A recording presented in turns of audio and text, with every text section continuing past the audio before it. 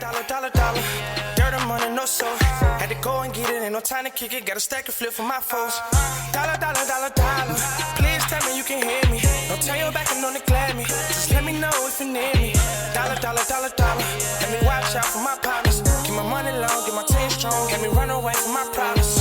Yep, what's good, original crew, man? We're back. Hey, man, we're back. We got a new Rotten Mango for us this week. Pregnant 22-year-old found gutted.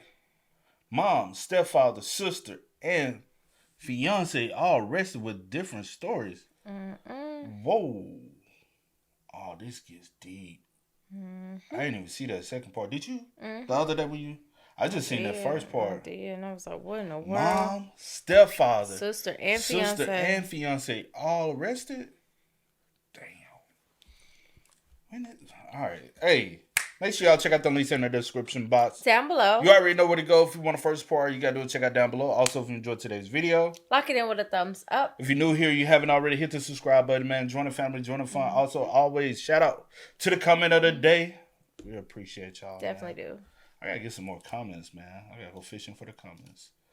But with that being said, let's go ahead and hop into it. Let's check it out. Let's see what's about. You ready? I'm ready. All right, let's get it. Bada bing, bada boo. Typically, the only way that someone is going to cut open your stomach and rip out your unborn baby is if you're really high.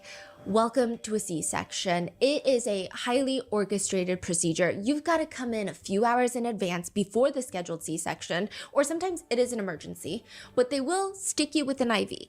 They're going to stick you with a urinary catheter because you can't even urinate on your own when you're numb. Then you crawl into this fetal position on the hospital bed. That's what they tell you to do. And this is the best and worst part. They're going to stick you with an epidural, which is a very long needle, and it's going to go straight around the membrane of your spinal cord. And within minutes, this is where it starts to feel a little better. You get a tingling, warm sensation that starts in your feet, and then it comes all the way up your legs and then your stomach. And then all of that pain and discomfort that you felt previously, you're not even going to feel it anymore. That is the joy of an epidural. You won't even be able to feel or move your legs after all of that. Some people will shake and shiver a little bit, but most people are good. And when you're ready, you'll see a bunch of nurses pull in this sterile curtain. Kind of weird. It's like a curtain that comes and it sits right below your neck, right above your chest. And it means that every time you try to look down, tuck your chin in like you're working out, and you try to look at your stomach, you don't see anything. You just see curtains. And then you see the doctor walk in, you see nurses, and you can hear them. You can see anything above the curtain, but that's about it. You cannot see, you cannot feel, which is probably a good thing because they're cutting open your stomach and taking out your baby. There are a lot of moms out there that have actually been advocating for clear drapes. They need to have drapes because it protects the sterile environment, but they want it to be clear. They want it to be transparent so that near the end of the C-section, the part where they actually pull the baby out, they want to see their baby. One mom said it was heartbreaking to know that she was the last one in the room to see her baby. Some hospitals have started like a live stream camera. So they have a camera that's live streaming the C-section, and then the mom can turn on the TV and watch what they're doing from the doctor's perspective. And I will say a small percentage of people with very strong stomachs want that. Wow. Most people on Reddit and online have said, I don't want any of that. I don't want to see anything. What are you talking about? Even the partners of those giving birth, there are a lot of stories, and the nurses will say it's specifically lots of dads.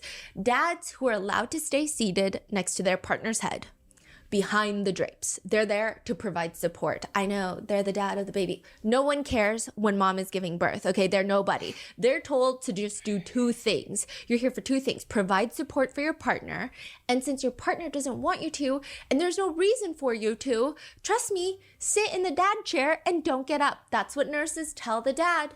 Don't do anything else. Just sit in the dad chair. Then the baby comes out, and they all get excited and they stand up. And because the drapes aren't that tall, some dads have reported seeing all of their partners' insides, their organs. There have been some reports of dads fainting or throwing up, which Go ahead and make this about yourself, okay? Clearly, there are very strong reasons as to why the general population would rather not feel nor see their own C-sections happening in real time. Like, I'm sure it's a very bizarre feeling to see someone cutting into your stomach and taking the baby out of you. I feel like that borders on body horror for me specifically, especially if you're not even in a hospital and you're in a forest. It's dark, it's nighttime, and the only light that are being used are the headlights of this truck that you were kidnapped in. And the person performing the C-section is not a healthcare provider. It's not a happy camper who's helping you give birth because you're having an emergency. No, this is just a person with a hunting knife and a scalpel and a thing of dental floss to cut the umbilical cord. Dental floss? Dental floss. October 28th, 2025, there's a text message exchange amongst two sisters who both have very unique spellings of their names. You have Courtney without the U. You have Candace without the CE. Courtney texts her sister, asking her sister if she's got any leftover items that Courtney can use for an infant, a baby, which is kind of confusing. It's a very confusing question for Courtney's sister, actually. She just like, what? Courtney informs her sister in a matter-of-fact way, well, I just gave birth to a baby boy at 28 weeks old, so he's currently in the NICU, but once he's out, he's gonna need baby items, so if you have any, that would be incredibly helpful. Courtney's sister, Candace, is like, no. The question isn't confusing because of the way the question is phrased. Candace understands the concept of that, like linguistically, semantically, okay, logically, these are all words that make sense in anybody's brain. However, Candace had no clue. Nobody had a single clue that Courtney was pregnant, let alone gave birth to a baby boy. His name is Ashton Lee Bartholomew. Courtney texts her sister Candace, he's supposed to come home this coming week as long as he's doing good. Still, he will. And then nothing. Candace is like, okay. 6 days later, Candace with an S texts her sister, the new mom, Courtney, asking her if her son's come home yet. No, he did a backslide, but still hoping later this week. Backslide meaning a dip in health, right? Mm-hmm. The message is sent afternoon of November 3rd, 2025. For the rest of the day, Courtney and her sister Candace, they don't text because Courtney has a very busy day ahead of her. By that night, though, close to midnight, new mom Courtney texts her sister back, my son passed away. It's also kind of vague. Like, all of this is very vague. Courtney's sister wants to know more. She texts, quote, was it just that he wasn't strong enough for being born so early, or was it that he had gotten sick? What happened? I don't know what happened. I just know that he wasn't getting air. Then another message is sent. All I know is I watched my child die right in front of me. Candace with an S will soon realize the same day that Courtney's son died in the NICU, a 22-year-old pregnant woman in the area had gone missing. Nobody knew Courtney was even pregnant. She mysteriously gives birth to a baby boy. Same night that the baby boy passes away, a pregnant woman in the area goes missing. I mean, it's all circumstantial, but it feels connected in some way, does it not? Especially that last text message from Courtney to her sister. It read, all I know is I watched my child die right in front of me. Is she talking about the baby boy that nobody knew she was pregnant with, that she allegedly gave birth with, that was allegedly in the NICU? Or is she talking about her daughter, the missing 22-year-old pregnant woman? What? This is going to be a lot. Oh my gosh, okay. It's already a lot. It's a lot, bro.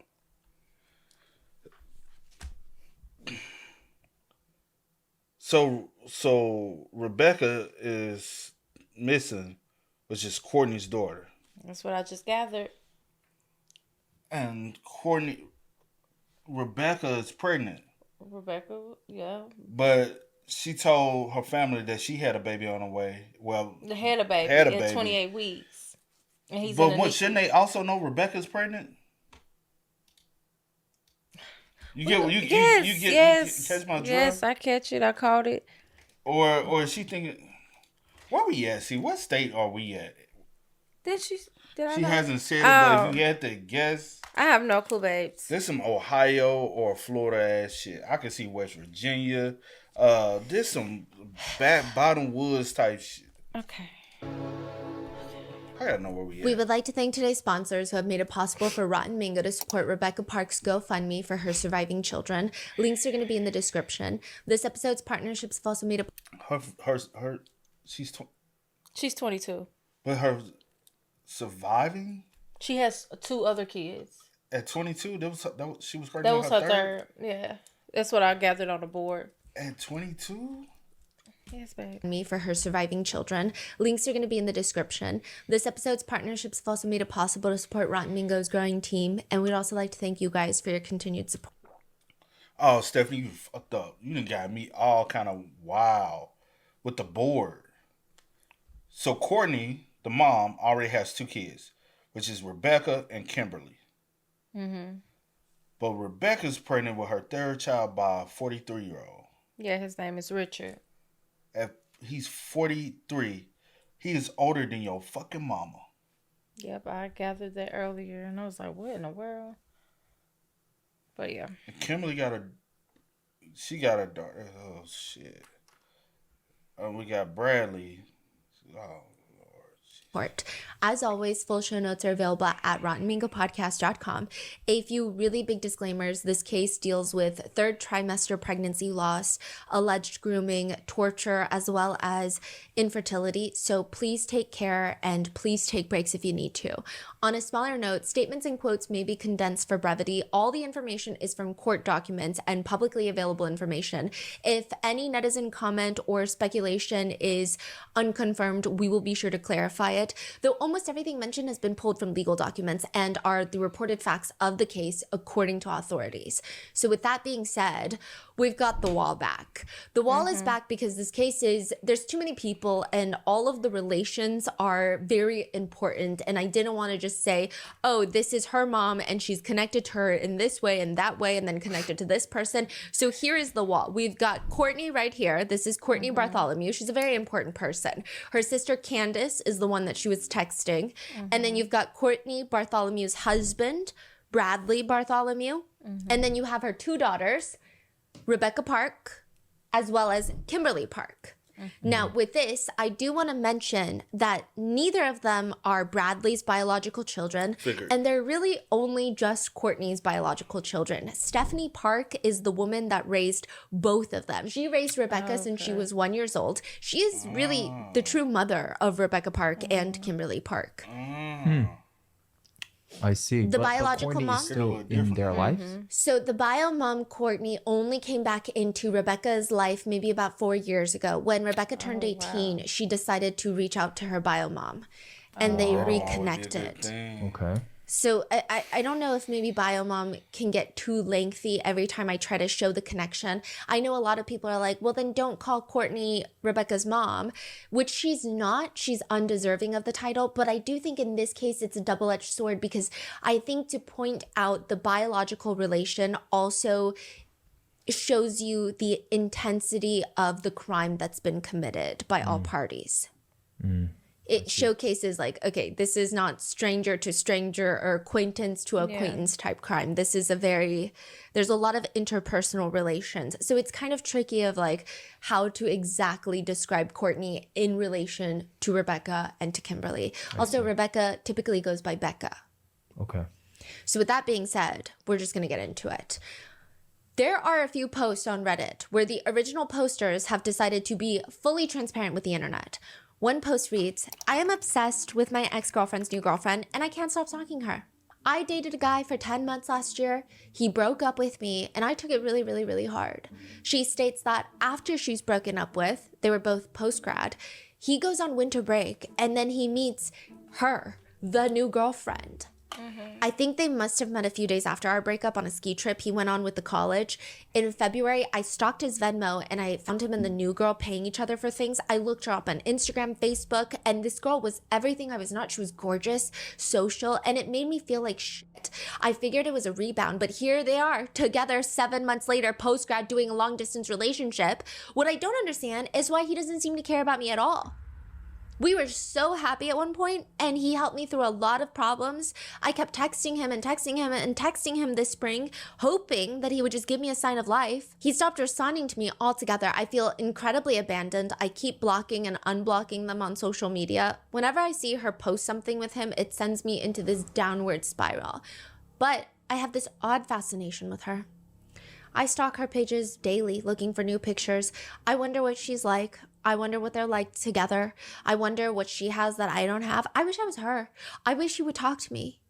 To the comments, they read, "Oh, girl." Or another one reads, "Just delete all social media if you can't keep them blocked." Or, "Therapy? What you're doing is scary. You need to stop. He's moved on. It doesn't matter how or why or when, but you need to do the same." Others have more sympathy, saying that the original poster is pain shopping. It actually has nothing to do with the girl. It actually has nothing to do with the guy. She just wants to feel pain, and she needs to stop and go live her best life. A lot of Redditors claim this is much easier said than done, though. And Richard Fowler, aka Rich Fowler, his ex-girlfriend, is having a very hard time feeling any sort of happiness for him. Rich and his fiance, 22-year-old Becca, are expecting their very first child together. Wait, so that boy. was a post from... No, these case? are just like people who have felt these feelings of like, I can't stop stalking my ex's new girlfriend. And that's the case with Rich's ex. Rich's ex is obsessed with the new relationship between Rich and Becca Park. Obsessed. okay. And they're expecting their very first child together, a baby boy. Baby Park. Their relationship is alarming for some people. They have a 21-year-old age gap, Rich being in his 40s, Becca is in her 20s. Some say this is not the healthiest couple. Even Becca's biological mom, Courtney, wants to be happy for Becca. I mean, Becca's expecting a baby. What more can other people do than just support her? And it's not that Becca's mom wants to get in the way of Becca's happiness. It's just that she, as Becca's biological mother, knows that Rich Fowler is not a good person. Becca's bio mom would state, "I'm just concerned for my daughter because he's abusive." Rich is abusive, Rich is aggressive, and she would know, Courtney would know, because she's also sleeping with him. Courtney is the obsessed ex. Courtney is sleeping with her biological daughter's fiance. Bro. Not every get the fuck inheritance up, but transfer this is is very dramatic like the movies. Not every will reading is like Knives Out, where all the strange relatives and their weird interpersonal backstories gather in a wooded office to be read a will by an old man with graying hair who reads too damn slow for anyone to even think. I mean, just reveal it already. Who's going to be a billionaire today? And then it all goes to the random girl in the back that has no blood relation to the deceased. Sometimes it's not that serious. Sometimes an inheritance transfer is just done over lasagna at somebody's house. Courtney Bartholomew invites her two daughters, Becca and Kimmy. So they're half siblings, by the way. I And- see. But okay. they're both raised by Stephanie Park. Yeah, they're both raised by Stephanie Park. Both of them have the same biological mom, Courtney Bartholomew. Bradley Bartholomew is not their biological dad. Okay, I see. And they're So half Courtney siblings. and Bradley are married. Yes. Richard and Becca are engaged. Yes. Courtney Bartholomew invites her two daughters, Becca and Kimmy, to the house to give them an inheritance.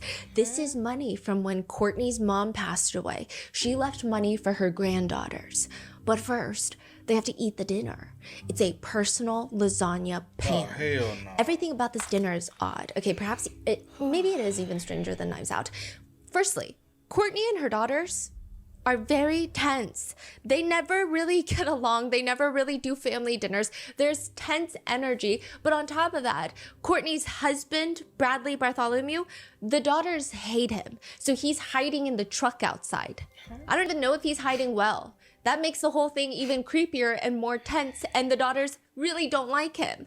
They're also awkwardly eating their personal pan lasagnas, which is an odd element to all of this because who makes 3 separate pan lasagna dishes? The whole point of lasagna is like a one-pan meal, is it not? Right. And then you break it up like a pie.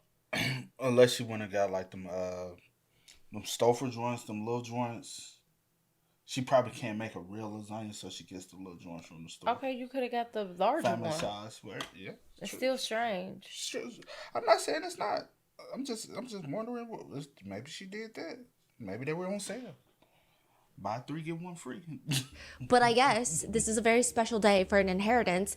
And maybe if at any point that you make 3 personal lasagna pans, it's going to be at an inheritance transfer. By the way, it is an overly prepared meal that does not taste great. Lasagna is great, but Courtney's lasagna is ass. Becca will later send this exact voice note about her biological mom's lasagna to a friend. It tastes like gluten-free fucking lasagna. It wasn't too bad though. I ate half of it. I mean, meaning we had our own personal dishes, but I ate like half of it and that's all I could do. Becca tells her friend that after the lasagna, which felt like some sort of sick ritual to get the inheritance, nevertheless, okay, after that's done, both girls are handed checks. Courtney passes Becca and Kim a check to open up, and Becca is holding her check and she watches her half-sister Kim open up her check, and inside, it's not a check. It's nothing, okay? It's an empty envelope. Becca opens hers up and it's also empty. Nothing at all. So both Becca and Kim are looking at their biological mom, Courtney, and Courtney tells her daughters that she did this on purpose because she feels like her 2 biological daughters are only here eating this subpar lasagna with her, spending time with her because they want a check. They want money. They want their inheritance. Becca and Kim tell her that's not why they're here. They're not here for the money, which Becca does confirm with a friend that it is the truth. She just didn't go for the money. She went to see her mom, her biological mom, Courtney, and her half-sister, Kim. Perhaps she's feeling a bit more sentimental. She's also 38 weeks pregnant. By the way, to give you an idea, 40 weeks is full term. Yeah. Yes. But it's not just about the money.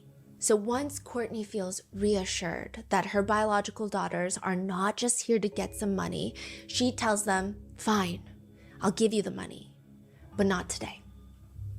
That night, Becca goes home with the empty envelope, and then within 2 days, she goes missing in the woods. November 4th, 2025, 38-week pregnant, 22-year-old Becca Park goes missing. Nobody has seen from her. Nobody has heard from her. Some of Becca's friends have come out to say what they think has happened to her. One of her friends even offered herself as an offering to be swapped by a potential kidnapper. It's just gotten really messy. A lot of people have been utilizing Facebook to really voice out things that maybe they shouldn't have voiced out. It's just a lot. But some people What do you think... mean by that? They shouldn't voice out. I mean, it's just gotten messy in the sense of like people will say, take me instead of Becca because I do the same drugs Becca does. Like, it's just like weird. What? Yeah, I think... Is that like a joke? What does that mean? I think they're just all very young. I think they're all young and I don't think that they understand the implications of what they're saying online. And I think maybe I'm giving people the benefit of the doubt. Perhaps they're in such a state of shock that they're not understanding the impact of their words online, perhaps. So how do you know how she was found missing or what happened? How was it reported? Her sister Kimmy called the cops and was like, hey, my sister's missing. No one's heard from my sister. And this is unlike her. Okay, so Kimmy is the one that reported it. Kimmy's the one that reported it. But I will say, yeah, everyone, okay, the thing about this case that everyone is thinking but doesn't want to say out loud, and perhaps I'll be the one to say it out loud, is kind of everyone has used Becca's disappearance. There are a core group of people that care about Becca, including Stephanie Park, Stephanie Park's family, a lot of Becca's close friends, and even internet sleuths who don't know Becca like that, but have put a lot of time and effort in trying to locate her. They care a lot about her and it's very sincere. However, there are also a lot of people who knew Becca that seem like they're using this as some sort of dramatic moment to make it about themselves. It's weird. Like the whole take me instead, it's a lot. It's kind of weird. Yeah. I see. Okay. So Kimmy calls in and reports that her sister is missing, and all of these rumors start. Some people are like, she's been kidnapped. I mean, it's so immediate, the rumors on Facebook. All of Becca's friends are like, she's been kidnapped. Maybe she's being held hostage somewhere until it's time to give birth. Some people were saying that she was being held hostage in a septic tank, and that's why nobody can find her. I mean, these are very strong feelings and speculations to have after a friend goes missing, but maybe it goes to show how not normal it is for Becca to go missing.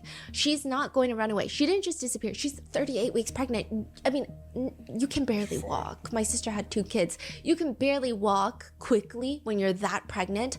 Where do you think that she could have possibly gone? Weeks pass.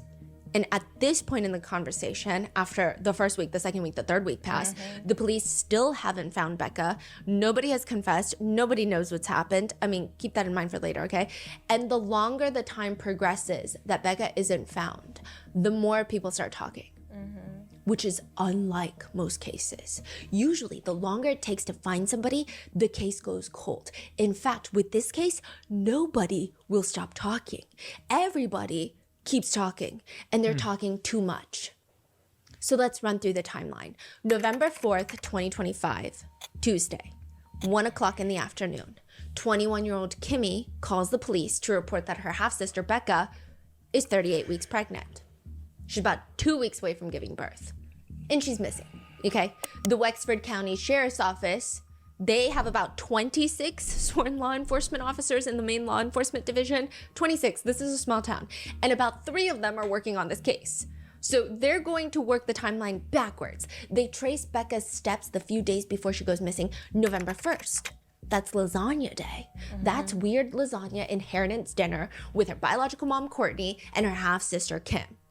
Half-sister, you know, that reports her missing to the police. Yeah, and the husband, Bradley, sitting in the car. Yes. So then November 2nd, Becca goes to the hospital.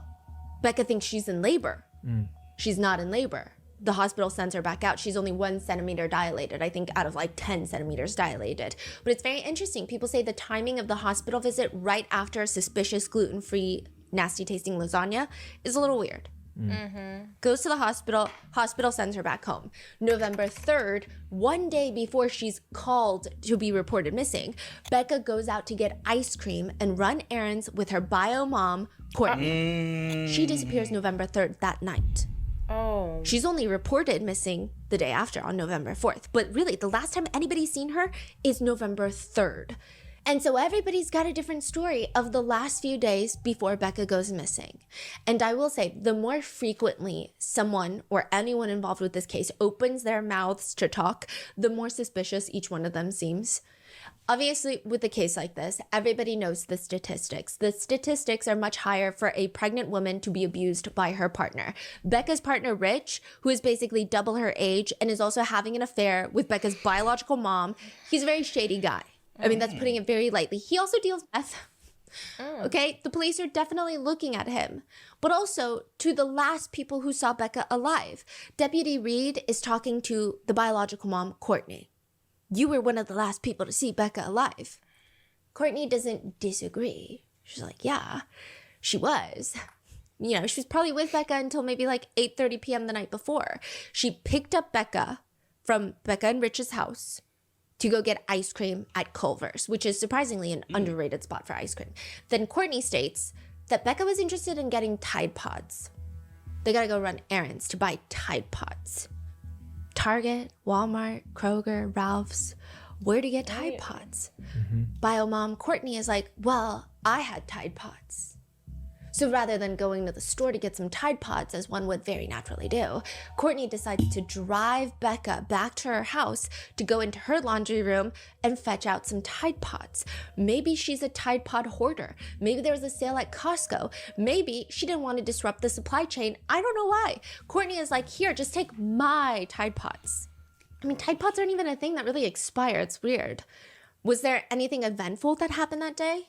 Well, sure, okay. Becca was complaining about her fiance, Rich. What's new? He was just hounding her. This is like Courtney's perspective. He was just hounding her so that he could get money to fix his truck. But she's so pregnant. Where is she going to come up with this money? She doesn't have a job. Courtney is encouraging Becca. You gotta leave Rich. He's not even great. He's not even rich. But Becca seemed scared, or at least that's what Courtney says. Becca said with her own words that she was very afraid of her fiance, Rich. Courtney pulls out an envelope to Becca that night. the night she Another goes one? missing. Yes. This time it has money. It has $2,000 of cash in there. And this is when, according to Courtney, she notices something so bizarre and so odd. She said, I saw Becca using 2 phones. I don't know why she has 2 phones. For what reason? But 2 phones. I saw 2 phones.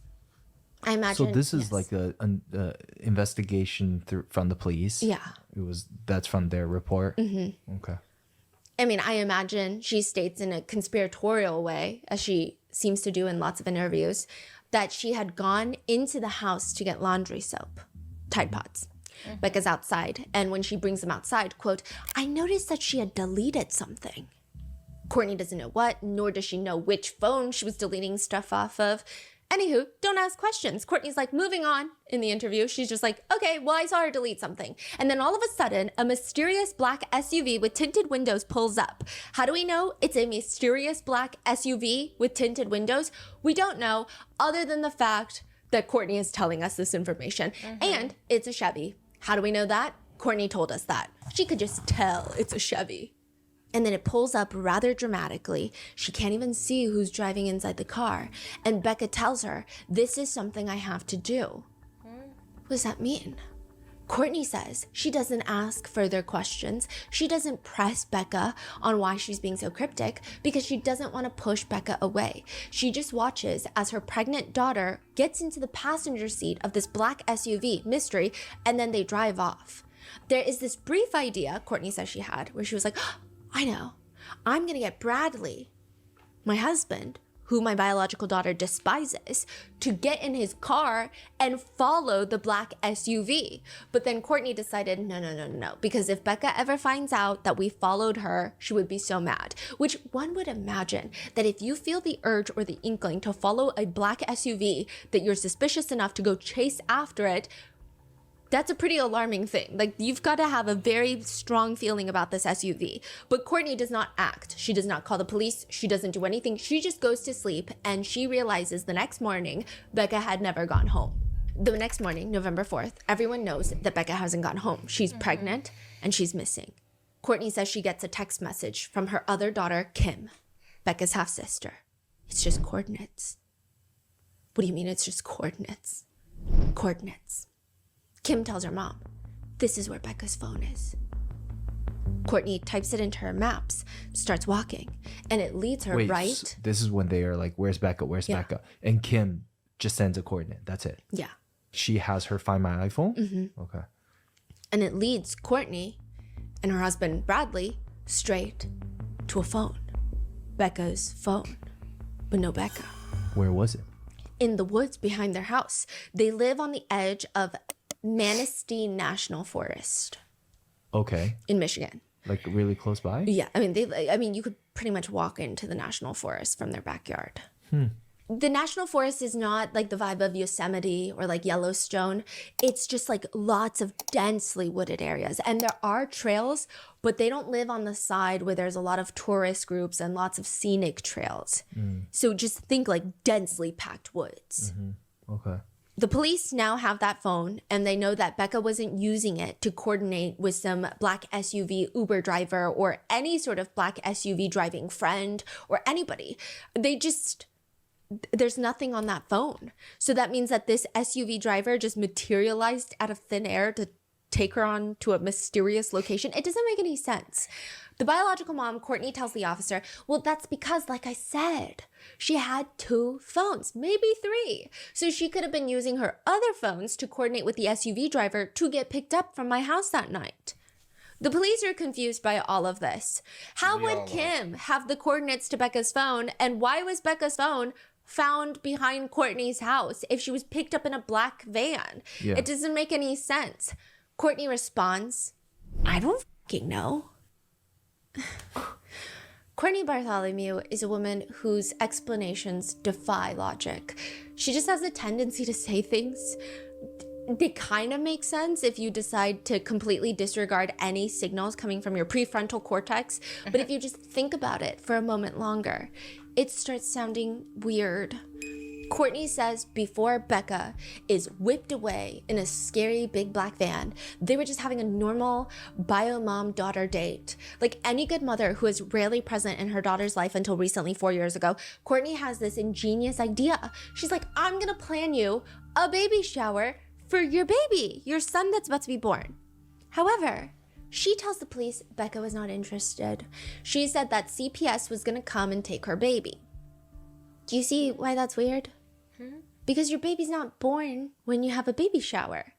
Maybe the fear is that people are going to post the baby shower on social media, thus alerting CPS that Becca is pregnant. But that doesn't seem to be accurate because when you go online, they're all posting frequently about pregnancy. It just kind of doesn't make sense. It feels like that story was thrown in there to be like, I'm such a good mom, I wanted to throw her a baby shower. And also Becca's bad because CPS would probably take her kid. That's the vibe it was giving. It's weird. Yeah, it doesn't make sense. It doesn't make any sense.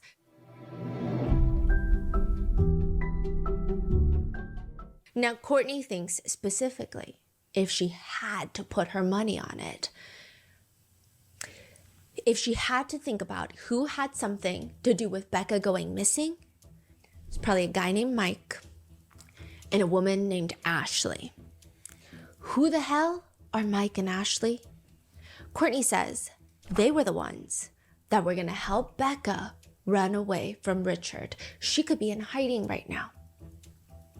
Who is Ashley? Quote, oh, Rich's other baby mama. So now she's saying, you got to look into these two people. The police look into these two people, and they have nothing to do with it. What do you mean? Like they're real? They do exist. And they have nothing to do. Who is Mike? Thank you. Mike is friends with Ashley. He's related to Ashley. Okay. Yeah. Okay. Got it. And it just leads them onto this wild goose chase. And there is nothing there. Okay. She funny. So the police think, okay, well, maybe we should just look into Rich then. Is Becca's fiance and the father of her unborn child, Rich? Am I tripping? She looks totally different from the still photo. I think it's because the hair color. It ain't just that. And maybe it's everything. And it looks like maybe on these pictures she could be pregnant. Yeah, but still, So- she just look totally different. Yeah. Okay. Suspicious? By default, based on statistics, perhaps, I mean, amongst other very concrete reasons, but a lot of Becca's former classmates, family members, and more on her real family members later, like Stephanie Park, but a lot of Becca's friends, they don't particularly appreciate Courtney's passionate story and pointing the finger at Ashley, Rich's other ex-girlfriend, mainly because, first of all, Ashley and Becca had a very close relationship. So it doesn't seem like Ashley would do anything nefarious to Becca. And Ashley would not just let Becca go missing and not inform the police if they're on this wild goose hunt for Becca. But also, a lot of people are mad because you've been in your daughter's life for like 2 minutes. Becca was placed in foster care at 1 year old, was adopted by a woman named Stephanie Park. That's her real mom. Becca only reconnected with her biological mom, Courtney, at 18 years old. And now Courtney is out here pretending like she's known Becca for her entire life and is supporting her and is fighting to find her. One of Becca's friends takes issue with this. And then Courtney decides she's going to get mad at all of Becca's friends. Courtney goes on social media and she gives a very important message. This is during the very critical time that her daughter is missing. She says, "F you, Araya."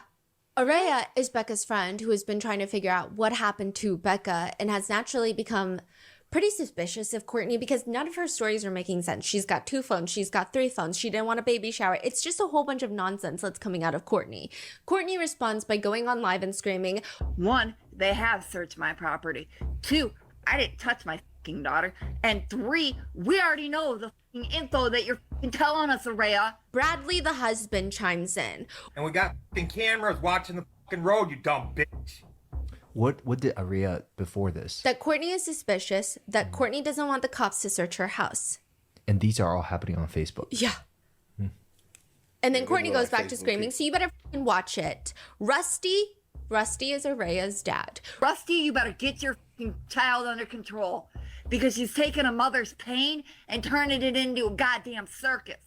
Fuck you, Araya. You don't have fucking kids that actually you take care of. I do, unfortunately, that you don't have yours because you fucking can't be a mom to yours. Unfortunately. So you know what? You bitch, you're getting an ass whooping, you keep it up. I'm not playing with you anymore. I already know the goddamn information. My daughter probably left rich. Y'all can't accept it. Get over it. If that is what she fucking did, then I'm happy for her. I just want to know where she's at and that she's okay. That's all that You hear her counts tone anymore. change. And you know what?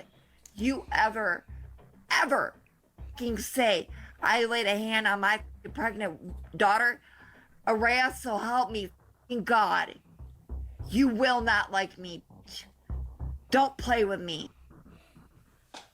But just because Courtney hasn't been present in her life, her now missing daughter's life, doesn't mean that Courtney is automatically the most suspicious one, right? In fact, Rich Failer, Becca's fiance, is a very shady person. I mean, that's just factually correct. The police questioned where he was when his pregnant fiance, Becca, went missing.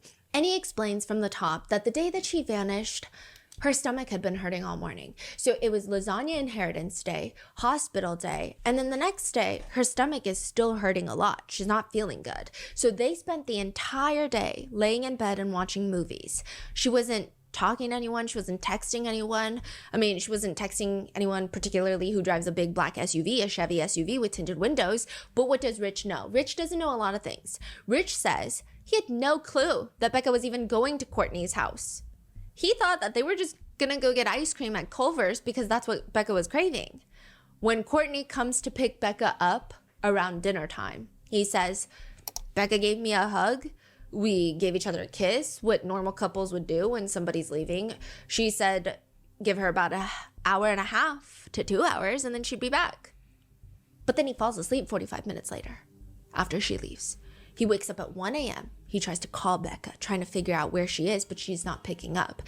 He doesn't freak out because he just assumed that his pregnant fiance, who had been at the hospital the night before, is just at a friend's house. Even though she states that she's going to be home in 2 hours and it's now many hours, he doesn't think that this is alarming. And then the next morning, he starts calling Courtney because he's like, wait, Becca's still not home. So like, where's Becca, Courtney? Courtney tells him that Becca was picked up by somebody in a black SUV, but Rich doesn't believe her. Yeah, and the way that Courtney says it is really bizarre. She says, your old lady left with someone in a black SUV. First of all, Courtney, you're 40. Whoa. This is your biological daughter and she's 22. I don't know. It's weird. Rich does not believe Courtney. That's horrible. He goes from being so trusting. He goes from waking up at 1 a.m., I'm sure my 38-week pregnant wife is totally fine, to all of a sudden, hey, I am the most skeptical person on the block and I don't believe that Becca would leave in a black SUV. I tried to call her a few times because I didn't get no messages, call from her, nothing, and it's just not like her. But nothing comes of any of this. I mean, this is no clue. There's no hint. There's nothing to lead the police closer to finding Becca. And as the days pass, Becca's friends start coming out to talk about how, hey, this guy sucks. He's not the amazing, attentive fiance that he probably wants everyone to see him as. He is straight up a creep. He admits on a podcast called Steph's Case Files, he's confronted about whether or not he cheated on Becca before, because he clearly did. What's a Steph case file? It's a podcast. I think Steph's Case Files is fine. No, I think they're really good. It's a podcast name. And this is after this whole case has happened and they are doing interviews with Rich, right? It's when Becca goes missing. But I will say the reason that I am having like Stephanie Park along with Becca's family, her real family, have come out, like Stephanie Park's family have come out to say that all of the internet rumors and speculations are getting out of hand and it's impeding with the police investigation before the case goes to trial. I will say that there are lots of different live streamers and podcasts where they'll all kind of dial in and call each other and they will call in Courtney or Richard. And there's a lot of rumors that take place in the comment sections that are voiced out loud that then kind of become a life of its own. So I would just be careful with this case in regards to going to, but I will say it's complicated because at the same time that these are the podcasts that got the word out. So Steph's Case Files, I think, is doing a really good job, but there might be other podcasts that are not doing a splendid job, is just all I'm trying to say. I see. So it seems like Becca's family, her real family, are a little frustrated with that. I see. Yeah. Not saying that that's what Steph's case files did, but I'm just saying when you go down the rabbit hole of listening to all these live streams, because there were issues with live streamers then going to Courtney and Bradley Bartholomew's house and filming them from outside their house across the street. Wow. It's just a lot. He is confronted about whether or not he's cheated on Becca before, because clearly he did, with not just anybody, but with Becca's biological mom, Courtney. And Rich says, yeah, I never lied. Every time Becca came to me and asked me if I'd talked to a female sexually, I never lied to her about it, because why would she come to me asking me about it if she didn't know the truth? Is Rich Courtney's ex, or is Courtney Rich? So who was the ex, or was it cheating? Like, that is very unclear. It seems like he is probably Courtney's ex. They all kind of knew each other. And then he starts dating Becca. that is crazy. And then when Becca and Rich are on and off dating and back and forth, he would still be sleeping with Courtney. I see. So he's asked on the podcast if he was abusive or not to Becca, because there was rumors that he was violently abusive. And he says, verbally, yes. Physically, I never harmed her. Is he proud? Is he like... He's just like, he thinks it's normal, I think, to be verbally abusive is the sound. Wow. Is it true that you didn't want the baby at all? I wanted the baby. At first, before she got pregnant, I kept telling her, let's wait, because neither of us were financially stable and I wanted to have a full-time job. But when she came back with the pregnancy test stating she was pregnant, I always wanted it. When asked if he thinks Courtney would harm her own biological daughter, Becca, because, I mean, she's already harming her biological daughter, Becca, by having an affair with Rich. Well, Rich is asked about whether or not, and he says, I feel like Courtney wouldn't harm Becca until after the baby's born. Until after the baby's born? Does Courtney have a weird obsession with being a grandmother? Like, that's where she draws her moral line? Rich elaborates, a lot of it's got to do with the baby. I know when Courtney first found out Becca was pregnant, she sent threatening messages to Becca's phone. Rich is asked, I mean, I heard that Courtney has a weird obsession with always liking to be pregnant, but do you think that she's jealous that Becca is having your child? Rich says, yeah, because October of last year, when Becca was pregnant, she had a miscarriage, which back then I feel like it was mine, but there was a chance it was somebody else's because she conceived shortly before she quit cheating on me. We've been told that Courtney was pissed off because Becca was pregnant. And then when she found out that she was pregnant, we both said it was mine. And it just so happened when she got pregnant this time, Courtney threatened Becca a few times, stating she wasn't going to let Becca have my child. It's all making Courtney look pretty suspicious. However, Courtney tells the investigators that, okay, fine, she and Rich have been on and off seeing each other when Becca wasn't with Rich. It is bad, yes. However, is it the worst thing in the world?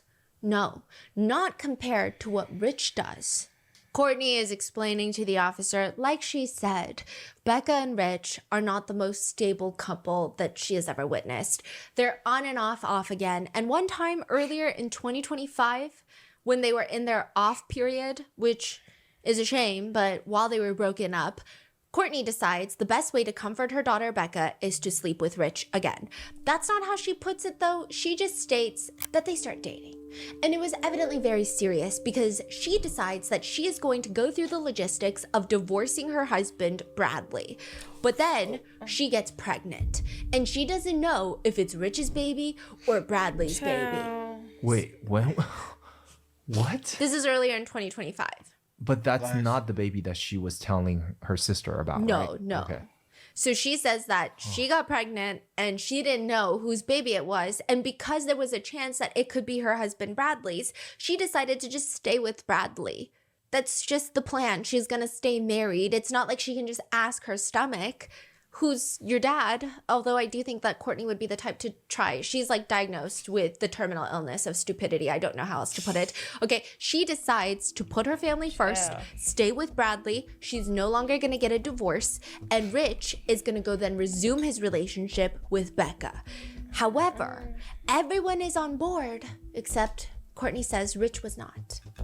She tells the police, Rich doesn't want Becca.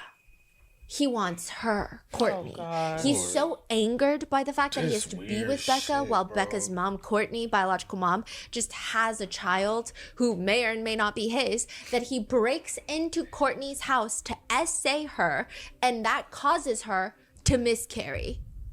Now, we are typically never ones to doubt someone's account of being essayed. But these people like to make up new things every 2 seconds, so I can't be sure of anything at this point. But Rich argues that is not at all what happened. And it doesn't even make sense because Courtney has cameras inside and outside her house. If he did come in with a gun and essay her at gunpoint, wouldn't she just turn that footage over to the police?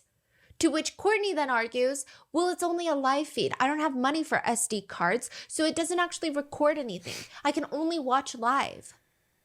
Rich then argues, can you really believe anything Courtney says? She's the one during Becca's first pregnancy. So Becca has 2 other children, 2 sons, before her 3rd pregnancy. She's pregnant with her 3rd pregnancy when she goes missing.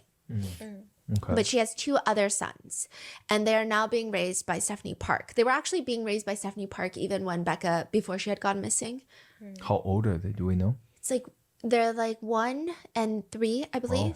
Very young. Yeah, so they're being raised by Stephanie. And when Becca was carrying her very first child, so this is not Rich's child, Courtney is still so upset at the idea that her biological daughter is pregnant with her grandchild. She tries to hit Becca on the stomach with a baseball bat. What? How do we know Jealousy, that? bro. That's what Rich is saying. So what is happening? Like police so is trying to nobody figure out the backstory, and all Courtney and Richards are doing just pointing finger at each other. Is that what's going on? Yes, I will say that Becca goes missing, and the police, I don't know if they put a lot of effort into finding Becca. There are lots of things that they had recorded interviews with some of the people that seemed the most suspicious.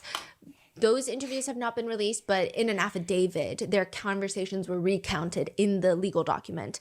But the video of like the interrogations were not released yet. So they're gathering a few things, but a lot of this is happening online. I don't know. Maybe he also told it to the police. Maybe he didn't because it's not true and he doesn't want to lie to the police. I don't know.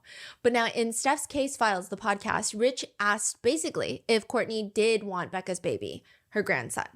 They're like, you think that Courtney did something to her own daughter, Becca, for the child that she's pregnant with? And they're asking, so is Courtney possibly trying to take this baby and maybe sell it? Or is she in like a financial situation?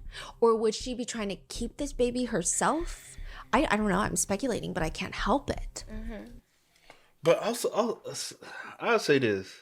At the end of the day, Stephanie Park seems like the one that no matter what, she's going to take care of things, right? So even with Rebecca being pregnant right now, and that's another reason why she continues to get pregnant at 22. Unfortunately, she's no longer here based off of... Yeah. So, but at the time, because she doesn't have the responsibility of taking care of the other 2, they're young. They're 1 and 3. You're not even feeling the responsibilities of taking care of those 2. So you're like, hey, so you getting pregnant with your 3rd ain't nothing to you. You're not even raising 2 that you already have. And so my thing is, if she financially couldn't take care of, Stephanie would have took that other baby in. Yeah. But that's what I'm saying. So I don't think she'll, you know?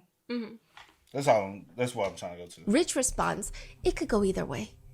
Now, Rich points the finger at Courtney. And sure, Courtney has argued that there's no way she could ever feasibly do anything to Becca, considering she is missing one of her legs from the knee down, which she is... Is that Courtney? Considering she is missing one of her legs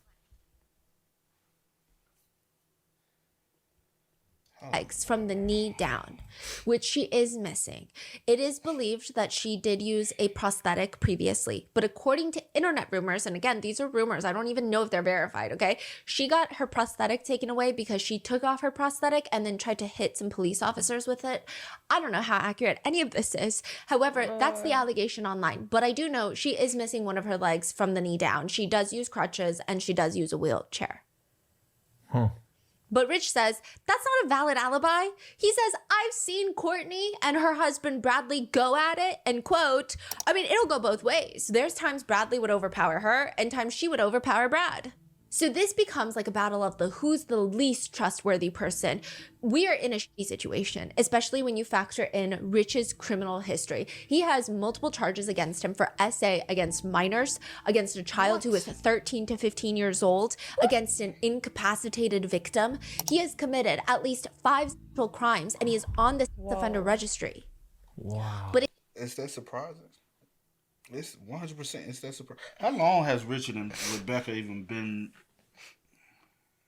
I wondered that as well, just because I've been trying to like figure out like when did he started dating Rebecca, because Rebecca just came into Courtney's life 4 years ago, But but he's also like messing with Courtney as well. So, and I know they knew each other prior. But I'll say I don't this: know, bro. it couldn't been that long ago, because the 1 and 3-year-old is not Richard's. True. Yeah. Okay. So- yeah. so 1 and fairly 3. new. If that's their age. But that yeah. doesn't mean she hadn't been messing around with him previously before. We don't know that fact. So Yeah. they're young enough where he's not their father. So I'll give it probably A year. 1 year. At the most. Yeah. But for already be engaged and having another child, that's insane. if you ask Shady Rich who he thinks took Becca, his pregnant fiance, he will likely tell you it's going to be Courtney and her husband, Bradley Bartholomew. The cold hard truth for Bradley Bartholomew, Courtney's husband, is that nobody likes Bradley. Courtney's biological daughters, Becca and Kim, don't like Bradley. And even Courtney doesn't like Bradley because just earlier this year she was trying to divorce him and go run off with Becca's fiance, Rich. So it makes sense that everyone, if they had to point their finger at someone, that it would be pointed directly at Bradley Bartholomew's face. But everyone has problems with everyone. Bradley argues even Becca and her mom, Courtney, had problems. They barely got along. Courtney felt resentful of Becca because, sure, it was Courtney's decision and incompetency that caused her to not be able to raise her daughter Becca for the first 18 years of her life. But now that she suddenly is in her life, she wants to be treated with respect and be treated like a good mom. Becca won't even give her that chance. However, Bradley is adamant that he had nothing to do with Becca going missing. He wasn't even around when Becca was picked up by that black SUV, and when Courtney was inside getting Tide Pods, he wasn't even home the entire day that they were getting ice cream. He was out at his place. He's got his own place. He doesn't live with Courtney. Where does he live? He does live with Courtney, but he also has his own place out in the woods. It's not a shed. It's not a cabin. He just called dibs on a spot in the woods. Like camping? I don't even know if he has a tent. He just has a spot in the woods that he really, really likes. And he spends a lot of time there. And sometimes he'll sleep. Is it in the back of Courtney's house or no? I think further back. I don't think this is backyard camping. I think this is he's walking to He his just place. points at the forest and say, I sleep there. That's my house. Basically. But is there a spot or he's making this up? Nobody knows. Okay. Yeah. But he says he's got a place in the woods. And the police where is it? Yeah. Okay. Yeah. There's no way to confirm that he was at his place in the woods because he left his phone at Courtney's house. There's no way to track him through the cell towers. I mean, all you can take is his word. And someone's word in the middle of the woods, I wouldn't even take it if it were free. Anyway, he's at his place in the woods when he... Well, then how was Courtney going to have Bradley follow Rebecca in the black truck, SUV, van, whatever it was, if he wasn't even at home, as he claims? So how were you going to get in touch with him? And how was he going to be able to quickly... I think everybody's involved at this point. Everyone is just liars. Because honestly, it sounds like Courtney got a stronghold on Bradley and Richard. The woods, I wouldn't even take it if it were free. Anyway, he's at his place in the woods. When he gets back, he is told that Becca is missing. At which point, Courtney sends him a coordinate and is like, you need to go find Becca's phone here. He's like, what? So Kim had sent Courtney the coordinates. This is next morning. Yeah, November 4th. Kim sends Courtney the coordinates. Courtney sends it to Bradley. Bradley's like, I'm not going to go looking out there alone. The police are like, why did you not go alone? Quote, I'm not going to be accused of anything. So when Courtney gets home, her and Bradley both go into the woods together and they find Becca's phone. Bradley has no clue how her phone got there. Mind you, he just got home. He was living in the woods, living off nature. He just got here. How would he know how Becca's phone got here? But if he had to take his best guess, and if he had to voluntarily tell the police, he said, Becca had walked that trail before. I don't know what that means. One would imagine that perhaps Bradley is the safer of the two to trust in this situation between Courtney and Bradley, because Courtney is Becca's biological mom. Rich is Becca's fiance. There's a lot of interpersonal relationships there and the potential growth of resentment and some nefarious plots. Bradley kind of has nothing to gain from lying to the police or doing anything to Becca. Well, there might be something to gain. Bradley Bartholomew, Courtney's husband, is also a registered sex offender. And just the year before, he was thrown into jail for breaking probation. And according to Courtney, the person who reported him, that sent him away, Rich Failer, Becca's fiance, sent Bradley Bartholomew to prison last year. What happened? He What broke happened his to Bradley? probation and he went to jail. He broke his probation because he's a registered sex offender. He can't be around kids. He can't do lots of things. Yeah. And he broke that probation. Rich allegedly turns him in, and he had to spend probably not that long in jail, but he spent some time in jail. I will say there's a lot of weird stuff about Bradley being a sex offender other than the fact that he's a sex offender. There's insane posts on Courtney's Facebook page that show her absolute lack of self-awareness being at its peak. She complains about how the county parole office won't let her husband Bradley take care of her. And you're like, that doesn't make any sense. Why, right? We can assume it's because Courtney actually has another son, another child, who's 14. And I want to put him on the map because he's not as relevant and his voice is out there, and that's like another problematic thing. But she has a 14-year-old son, and he cannot be in a house with a 14-year-old boy. Right. And she's complaining about the parole office. Right. She's Not complaining yeah. about that rather than, wow. Yeah, so she would write online on Facebook, so Wexford County Parole Office refused to allow my husband to care for me, so fuck. I'll sue them and have all of them fired. Spoiler alert, none of them were fired. Nobody was sued. When authorities ask Bradley Bartholomew who he thinks is responsible for Becca disappearing, he says that he didn't want to say anything, but I saw Kim asking about the trails behind the house. I think it was Kim, basically, saying, I think it was Becca's half-sister. And he says, quote, I believe she's dead. Saying he believes that Becca is dead and her half-sister Kim is the one that killed her. What a mess. So Bradley is like, it's her half-sister Kim. What motive would Kim have in getting rid of her sister? Bradley says he heard Kim say once that she needs Becca out of the picture. Then he says something weird. He says, Courtney, she likes to sleep with scalpels next to her nightstand, disposable scalpels. To drain like some of the cellulitis markings, she has scalpels. And something interesting to note is that now one of them is missing. And guess who has access to those scalpels? Kim.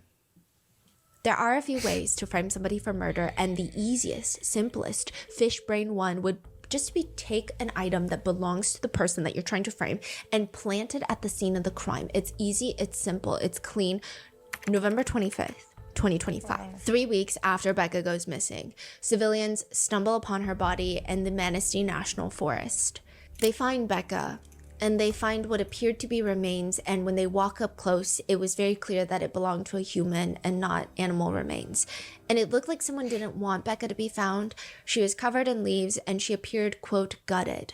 Deputy Jacob goes down into the wooded area, and he had seen this human body female with a tattoo above her left eye that matches Becca, and Deputy Jacob reports her stomach had been cut open. There are clear wounds to her stomach. The placenta was hanging out of her open abdominal wound with an attached umbilical cord that appears to have been cut with dental floss. There are stab wounds all over Becca, which later it's confirmed that she was alive when she was stabbed and alive when later her stomach was cut open and someone forcibly ripped her baby out of her and cut her umbilical cord before they slit her throat and then dragged her. They hooked her up to a car and then dragged her into the woods and then left her for dead. Whoever did this, they wanted Becca's baby no matter what. They didn't care if Becca felt all of the pain of her baby being taken out. They didn't care if Becca died or lived, as long as they could take Becca's 38-week-old son. Whoever did this did not just kill Becca and steal her unborn baby. They wanted Becca to suffer. They essentially tortured her. There are two very important details about where Becca's body is found. One, she's found on Federal Forest Service Road 9784. And if you were to clear all of the trees and you were to walk in a straight line 2.5 miles, you would make it straight onto Courtney and Bradley's porch. And two, at the crime scene, there is a debit card that has been left behind. And that belongs to none. Did he also say I was... At the crime scene, there is a debit card that has been left behind, and that belongs to none other than Kimberly Park, Becca's half sister. So was she framed, or was this the dumbest accident to leave her debit card at the scene of the crime? That could be an When accident. Kim's mom, Courtney, finds out about this, Courtney mentions, you know what, I did see who was driving the black SUV, and you're never going to believe it, but I wanted to protect my daughter, and that's why I didn't say anything. The person who picked up Becca the night that she went missing was my other daughter, Kim. Does she drive a black SUV? Does she drive a Chevy? No, she doesn't, but somehow she got this car, and she was driving Becca out of my house. Kim is questioned, and Kim's version of events, they don't make any more sense than the others. She tells the officers that she knows who took Becca. She knows who killed Becca. It's not her, even though her debit card was there. It's that she was framed. The real killers are her biological mom, Courtney, and her husband, Bradley Bartholomew. Kim says she saw with her own two eyes Courtney and Bradley hit Becca on the head, causing Becca to have a seizure. And when they couldn't revive her, they frantically called a friend who lives upstate, took Becca's body away to, she thinks she heard something about a swamp, but I guess they never made it there because Becca was found in the woods. There are social media lives where people related to this case have... she said all I of them. said all of them. I said that, but... And that's the reason why I feel like Kim accidentally dropped her. Courtney, Bradley. But at the end of the day, you also don't want to implement yourself in something because at the end of the day, it's a dead body. So you're not gonna be, neither one of them. I don't feel like it's gonna be like, you know what? I'm gonna tell you the truth of what exactly happened because you're still going down for it too. Because you even sitting here saying, "Oh, I seen them hit her over the head and But you caused didn't her to have a report seizure," anything. and then but never report. You reported what? I guess the next day, I guess, saying that she's missing. Yeah, after that, now looking at your ass. Hey, but I feel like Kim 100% did bring Becca back to the house. I think the plan was to you like took her out to get ice cream. That was like her last dinner. Courtney. I mean, my bad, Courtney. It's like we gonna take her out for her last. You know what I'm saying? Oh, she got ice cream. She got something in her stomach. Nothing makes sense. And so when they brought her back, I do believe they took her to the. They did something to her. Took her out there to field. Did what they was trying to do because they prefer to kill her and keep the baby.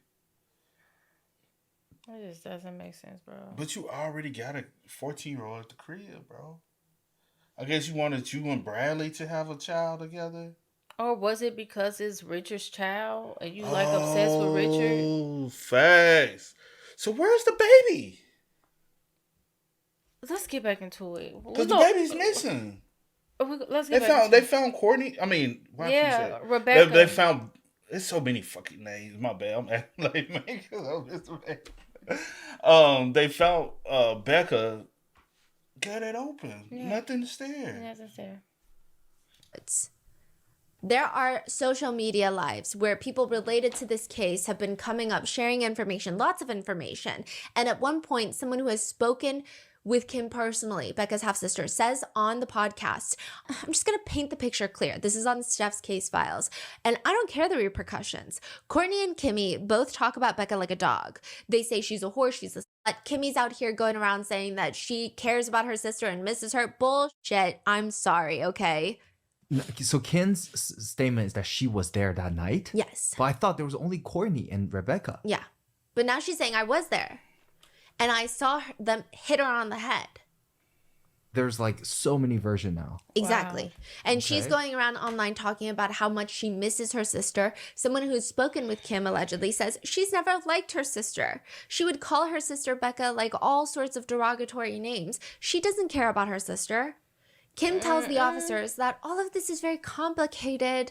I mean, obviously it's complicated. Her half-sister is missing, and then her body is found, and her baby had been torn from her. But it's more complicated because Courtney is having an affair with Becca's fiance. But so is Kim. Kim is also having an affair with Becca's fiance. Rich found... Which also Shut gives the- Courtney and Kim motive to take his ass. Shut the f- And he Oh my honestly, God. bro, he a sick ass individual too, though. They all are sick. Yeah, but no, I'm saying He's sick. He's sick because because he, you know, he's a Oh my a gosh. sex addict. That's the reason why he just anything. he beyond just that. Yeah, but I can't even think. So also this might is Bradley doing anything? Cause mom got a tight at 21, bro. Wait, she's 22. What the fuck is she? Oh man. And this is in Michigan. This give me some down south backwoods ass shit. Fuck now, don't. No, I'm saying Alabama Stuff backwoods. be type happening shit. everywhere. Y'all gonna stop putting everything on. I said Alabama backwoods type shit. I'm talking about East Tennessee in the hills, in the mountains Stuff type be shit. happening everywhere. If you catch me, Tyler drift. somehow is sleeping with everyone. He and Becca are expecting a child on the way. Rich is having an affair with Becca's biological mom. Rich is having an affair with Becca's half-sister, Kim. Kim says the weirdest thing happened, though. Right after Becca went missing, Rich came up to her and informed her that Becca had been taken care of and she has nothing to worry about.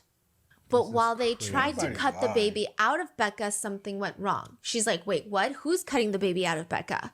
And then he wouldn't respond. So now Kim is saying, okay, Courtney and Bradley hit Becca on the head. She had a seizure. They had to get rid of her body. But then later on, Rich comes up to Kim and is like, hey, Becca's been taken care of. They were trying to cut the baby out of Becca, but then something went wrong. So Kim told two different versions already. Yes. So the police are like, is it Rich? Is it Courtney and Bradley? Is it all three of them? Is it Kim? Is it all four of them? Right. Wow.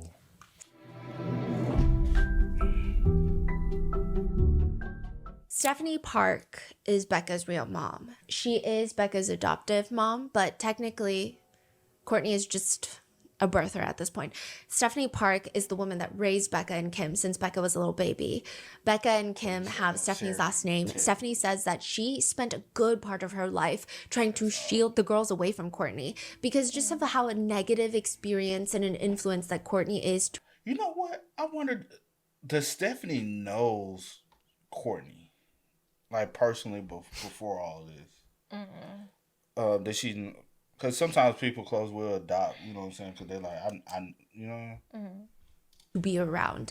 Even when Becca goes missing, Courtney and Bradley and Becca's fiance Rich, her half-sister Kim, nobody seems to care about Becca truly like Stephanie Park and her family. Even Becca's two other children that she's had before getting pregnant with her third, they were being raised by Stephanie Park. Even Kimmy's daughter is being raised by Stephanie Park. What? Meanwhile, Courtney is busy pretending to be a mom. She's like the type of person that has a very deplorable Facebook page. She primarily focuses her energy on reposting Minion quotes. They're not even quotes from the Minions. It's just Minions and then random quotes. Like one, there's a Minion quote and it reads, "I'm so good at sleeping, I can do it with my eyes closed." Another one reads, "Rabbits jump and they live for 8 years. Dogs run and they live for 15 years. Turtles do nothing and they live for 150 years. Lesson learned." She reposts a quote, "Until you've lived my life, walked my path, suffered my pain, and seen what I've seen, I could care less about your judgments." She writes exactly on the repost. She also posts things like, I'm a proud mother. I gave my children life. They gave me a reason to live. I love my children. I mean, all she did was give her children life because they were raised by somebody else. And it's just ironic. I mean, Courtney is not the brightest bulb. If you were in a room alone with Courtney Bartholomew, it would be pitch dark. One day, before Becca is last seen and goes missing, she has a milkshake date with her mom, her biological mom, Courtney, at Dairy Queen. This is the day she goes to the hospital. So lasagna inheritance day, and then the day she goes to the hospital. I thought she went to Culver's. 'Cause I fuck with Culver's. Let me see. Dairy Queen good too though. So you tell me which one for ice cream though. Which one you going with? It don't matter. Dairy Queen. Dairy Queen. Okay. She was actually supposed to get milkshakes with Courtney Bartholomew at Dairy Queen. Okay. But she didn't because she ends up going to the hospital thinking that she's in labor, but she's not. Okay. And that whole thing has the police very suspicious. The inheritance date, it almost seemed like the idea of the 3 different lasagna dishes and having your own lasagna, and Becca reportedly told friends afterwards her stomach was not feeling well. The next day she goes to the hospital and Courtney is so adamant, like, we have to get milkshakes and ice cream. She's like, we got to get milkshakes the next day. And then when she goes to the hospital, you would think the next day she'd just be like, okay, you should probably relax. But instead she's like, we got to go get ice cream at Culver's. People think that she had maybe poisoned the lasagna. That's a big speculation that caused Becca to go to the hospital the next day. And then to finish the job, she keeps begging to take her out to ice cream. That's the speculation. And with that, the police decide to look further into, obviously, Courtney and Bradley. Everyone also in town thinks that the couple are weird. They would have this truck that's parked outside their house all the time, and it never really moved. They never drove the truck. It just kind of sat there at all points. But recently, neighbors report seeing that truck moved. And not only that, but it doesn't even have seats inside the truck anymore. Courtney says she moved it recently because she wanted to get access to the porch, and the truck was blocking the porch. But why are there no seats in the truck? What does that mean? They removed the chairs? Yes. They removed the chairs after she was missing, or it's always been missing? It seemed like it wasn't missing until after Becca was missing. I mean, no one can really pinpoint the exact date that it went missing, but Courtney and Bradley confirmed, yes, we were taking the seats out. We took the seats out of the truck, but it was just because we were cleaning the truck. We're going to give the truck to Courtney's other son when he's going to turn 16. He's 14 right now. This is a 2-year-long truck makeover, which is, I mean, I guess normally fine, but Courtney and Bradley are not really the type to think ahead. Nobody would ever accuse these two of being forward thinkers. Then Bradley says that he has no clue about what happened because he was not at his place. He was out in the woods living at his other place that he called dibs on. He calls dibs on? Yeah, basically. He left his phone at Courtney's because Courtney's phone was about to be disconnected.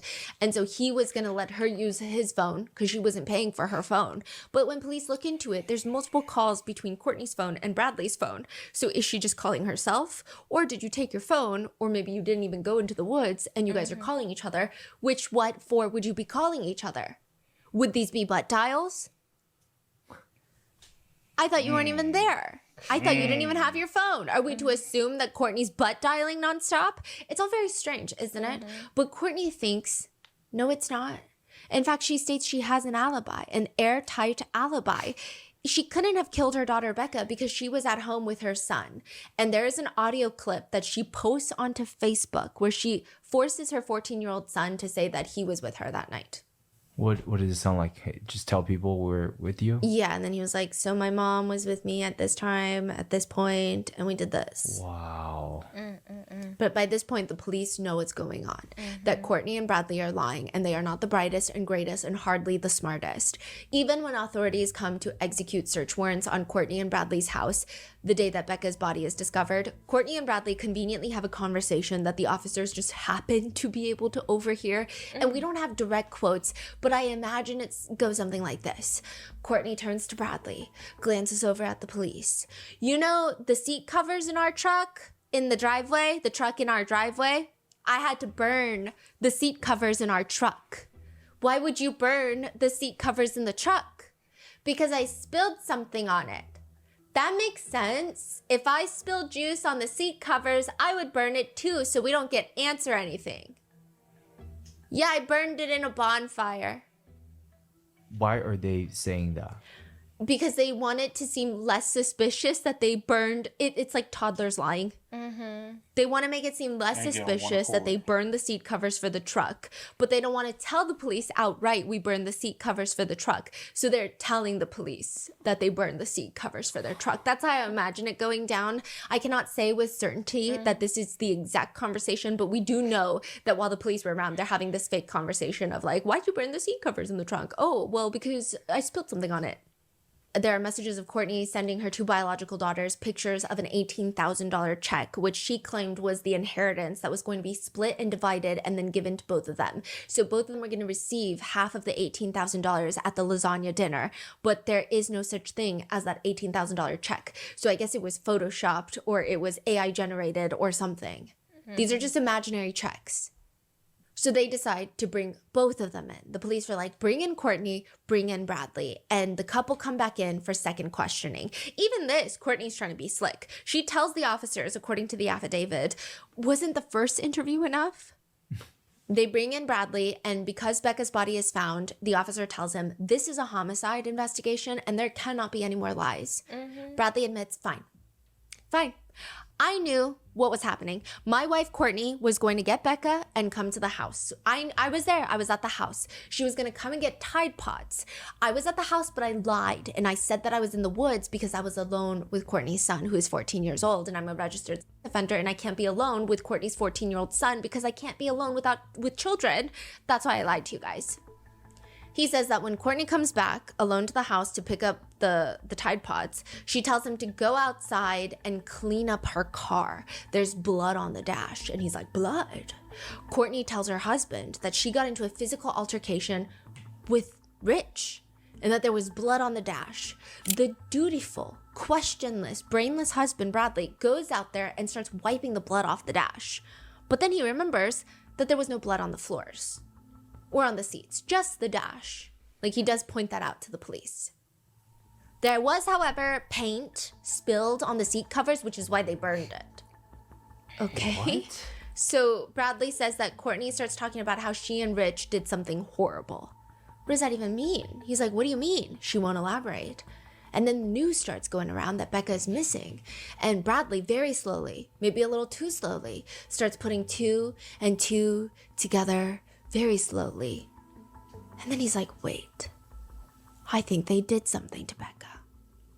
So he confronts Courtney about it. Courtney freaks out on him and tells him, if you say anything, I will make your life hell. He states, I believed her because it wasn't that long ago that Courtney tried to stab him with a pair of scissors and was charged with assault.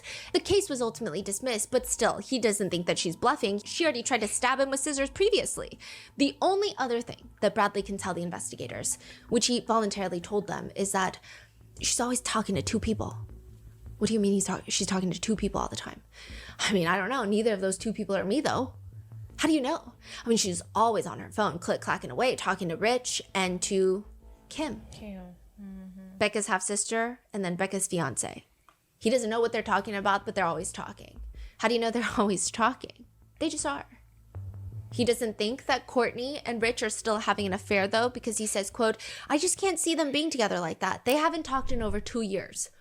Wait, didn't you say that you're talking? Yes. So now I don't know if he means talking as in romantically talking, but you just said all they do is talk. But Bradley says But Bradley claims that he thinks if anyone did anything, it was Kim, because Kim was having an affair with Rich, and she would have motive to want Becca out of the picture. But didn't he just say Courtney and Rich had blood in the car and did something horrible? Yeah. So where is Kim coming from? I don't think he knows. I can't tell you. So these people don't even think. They're just like talking. No. They're just talking. I feel like They're just making up shit as they go. their thoughts like reset every 5 seconds. That's what it Because seems where is like. Kim coming from? What is he saying about Kim? Yeah, he's now? saying Kim has the most motive because she was having an affair with Rich. He doesn't think that Courtney was having an affair with Rich because they haven't talked in a really long time, except all they do is talk, remember? All they do is text, but they haven't talked in a really long time. So we don't know a thing that this guy is saying. But then he goes on to later state, if I really had to answer questions though, quote, he believes that Courtney is capable of slicing open her own flesh and blood and taking a baby out. It is a good possibility that Courtney could attack Becca and cut a baby out of her. He thinks that Courtney has more to do with it than what she wants to claim. He said that all the evidence does point to her. So basically what happens in these interrogations is that Bradley will decide that he's going to pin it on Kim, is the vibe that I get. And then the police will be like, well, remember the evidence says this? Remember when you said this? And then he'd be like, you know what? You're right. I think Courtney did it. And then he just keeps like making up new stories. Wow.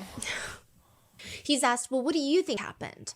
I thought Courtney was jealous of Becca. Courtney wants to have another child. And I think Rich wants to get back in a relationship with Courtney. But he leaves the interview with one big problem, a problem that is bigger than all the other problems, which is he has a ton of motive to lie. He basically admits it himself to the officer. He says, well, I do think if Courtney's in the other room talking to the other investigators, she's going to try to pin it on me. In a separate room, Courtney is talking to the officers and she asks, can Bradley hear me? Oh my gosh. No, he cannot. Well, I think we should back up. I think I need immunity. These are direct quotes. When she's told that the prosecutor is the only one that can give immunity, she's like, well, get him down here. The police are like, it's not that simple. The prosecutor isn't just going to come here because you said so. They're not going to come at the clap of your hands. They're going to want to know what kind of information you can provide for them. And then they'll think about if they want to grant you any sort of immunity. Courtney says she can tell them where the knife was that was used to kill Becca and where the baby is, all of it. She just admitted to being guilty. Yeah. It's not very bright of her. I think she anticipated this. She hasn't got anything. She's already saying, I can tell you ABC. Exactly. Which, okay. She's like, I need immunity because I'm innocent, but I know some stuff. By the way, I must be guilty because I can tell you where the baby is. That is crazy. So that was used against her then, yeah. right? I mean, the police immediately, they don't call the prosecutor and they tell her, everything you just said in that one sentence, you gave us knowledge that you only have if you're guilty. Did they point it out already? Yeah. And Courtney says, well, no. So I've been threatened. Her child, her 14-year-old son has been threatened. Her home has been threatened and she is done. She's officially done doing this. She wants immunity and she wants witness protection. Who does she think she is, ordering this? You cannot order officers around. That is strictly reserved for really wealthy pedophiles. Sergeant Voss informs her, look, we can't give you immunity. Is the baby still alive? Courtney shakes her head no. Did Bradley confess? He told us lots of stuff. I want to talk to a prosecutor. I want immunity. What motive did Bradley have to take her life besides you? And what's the point in taking taking her life, cutting the baby out her stomach, and the baby? He has no motive for any. Oh gosh. Assault? Yes, that's what he does. Yeah. But taking the life, doing all that, he has no motive. Who all has a motive? Well, I'll say this. He will only do it if, I'm saying not solo, but he'll do it on the behalf of Courtney. I do feel like, I think he's slow enough to do it for Courtney. Courtney has a motive, Richard has a motive, and Kimberly 100% has a motive. They all have motives to take Becca's life. Honestly, I could see all of them doing it together. I could too, but it just still doesn't make sense to me. Doesn't. We need to know what you know to take it to the prosecutor. So, for example, you said you'll tell us where the baby is in the garbage in a blue cooler. Where? Wow. In the garbage cans. Bradley said he put him in a black bag. The cooler's gone. The cooler is Bradley's work cooler. He put him inside the cooler, drove up and down the road looking for a waste, like one of those residential trash cans that wasn't mine. And she refers to it as a GFL, but that's basically the company name, Green for Life. So it's just like a garbage can. Mm-hmm. He's just looking for a garbage bin that's not ours, But she says that she's being set up by her husband, Bradley. She and Becca's fiance are both being set up by Bradley. She's saying her and Rich are the fall guys. Why would Bradley set up his own wife and his wife's daughter's fiance? Well, it has to do with the fact that one, Courtney and Rich were having an affair and Bradley is so jealous because everybody just wants Courtney. And Courtney explains that last year, remember, Rich sent Bradley to jail. So this is Bradley getting revenge on Rich. It's a retaliation plot. She says November 3rd, the night that Becca went missing, Courtney and Becca were in the house. Becca did not wait in the car. She came inside the house and they were chit-chatting. When Bradley asked Becca, can I step outside and talk to you for a second? They go outside. Courtney says, I didn't think anything of it. Bradley was supposed to be her stepdad, end quote. But she did ask where they were going to go, and he said he was going to get in the car. According to Courtney, Bradley shouts at her, don't worry about it and get your ass back in the house. So that's exactly what she does. She goes back inside the house and doesn't worry about it. Near midnight, Bradley comes back home without Becca. He says he dropped her off at home. Courtney, for whatever reason, suddenly feels this to be untrue information. No, you didn't. Bradley says, oh, yes, he did. And Becca is going to call her tomorrow. Courtney asks for her phone so she can call Becca and confirm that she got home safely. Bradley makes up this whole thing about how he left her phone in the shed. So he went to the shed, comes and gives it to her, and then he just admits when he gives her the phone, she didn't go home. Where did she go? Bradley tells her that he took her to a house.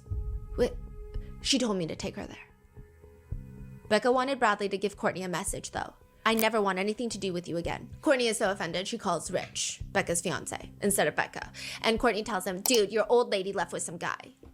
So now we're back to the black van theory. So it went from a black van to Bradley did it. Now we're back to the black van. Because she was like, dude, your old lady was left with some guy. Which Rich confirms is exactly what Courtney said. So she has to stick with this story. And it's such a bizarre thing to say in general. But also, you're the old lady, whatever.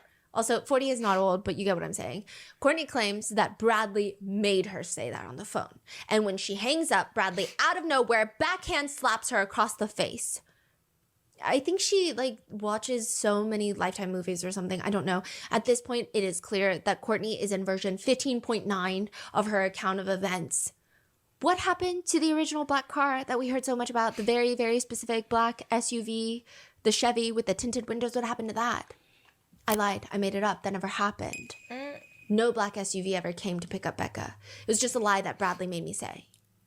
Wow. Courtney claims the day that after Becca's body is found, she confronts Bradley about what he did. And he gets in her face and he tells her, I'm going to tell you once, and I'm going to tell you, and you're going to fucking drop it, and you're going to shut the up.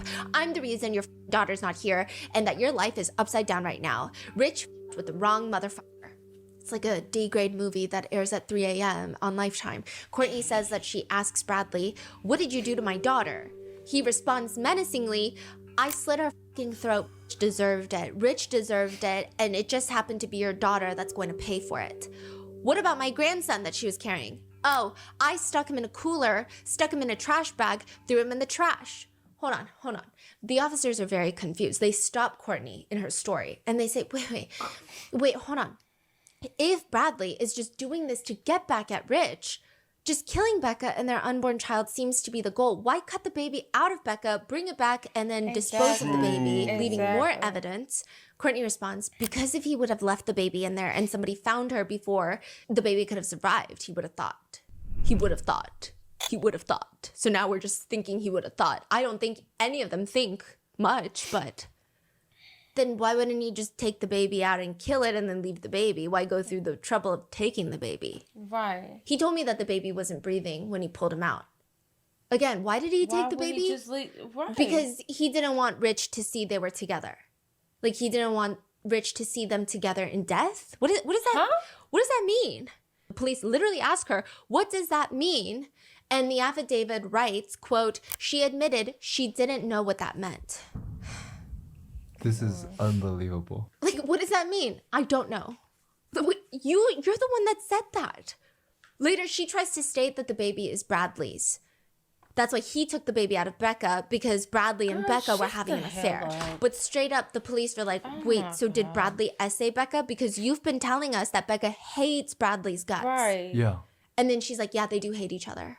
So the police just ignore this whole plot line because they know it's not true. And they know that she's just lying out of her butt. Yes. So then they just continue asking, well, where's the baby now? He put him in a blue cooler in a trash bag and then into the trash. She says that she knows that he used a trash bag from their house because she likes to count their trash bags. And the police are like, what is happening? Why are you counting your trash bags? Courtney clarifies that she never went to the location that Becca's body is found. She has no clue how often Bradley had gone back to the location where Becca's body is found. She's kind of insinuating something there. And they ask her, you said you knew where the knife was used to kill Becca is? Yes. He threw it in a dumpster at Cadillac Shores. When? It's my hunting knife, but probably like a week after he put the knife in the dumpster. What happened to the scalpel you said he used? I had no clue. I wish I knew. What are you looking for in an immunity agreement? What are you afraid of? You know, you've provided us with a lot of information that's not true.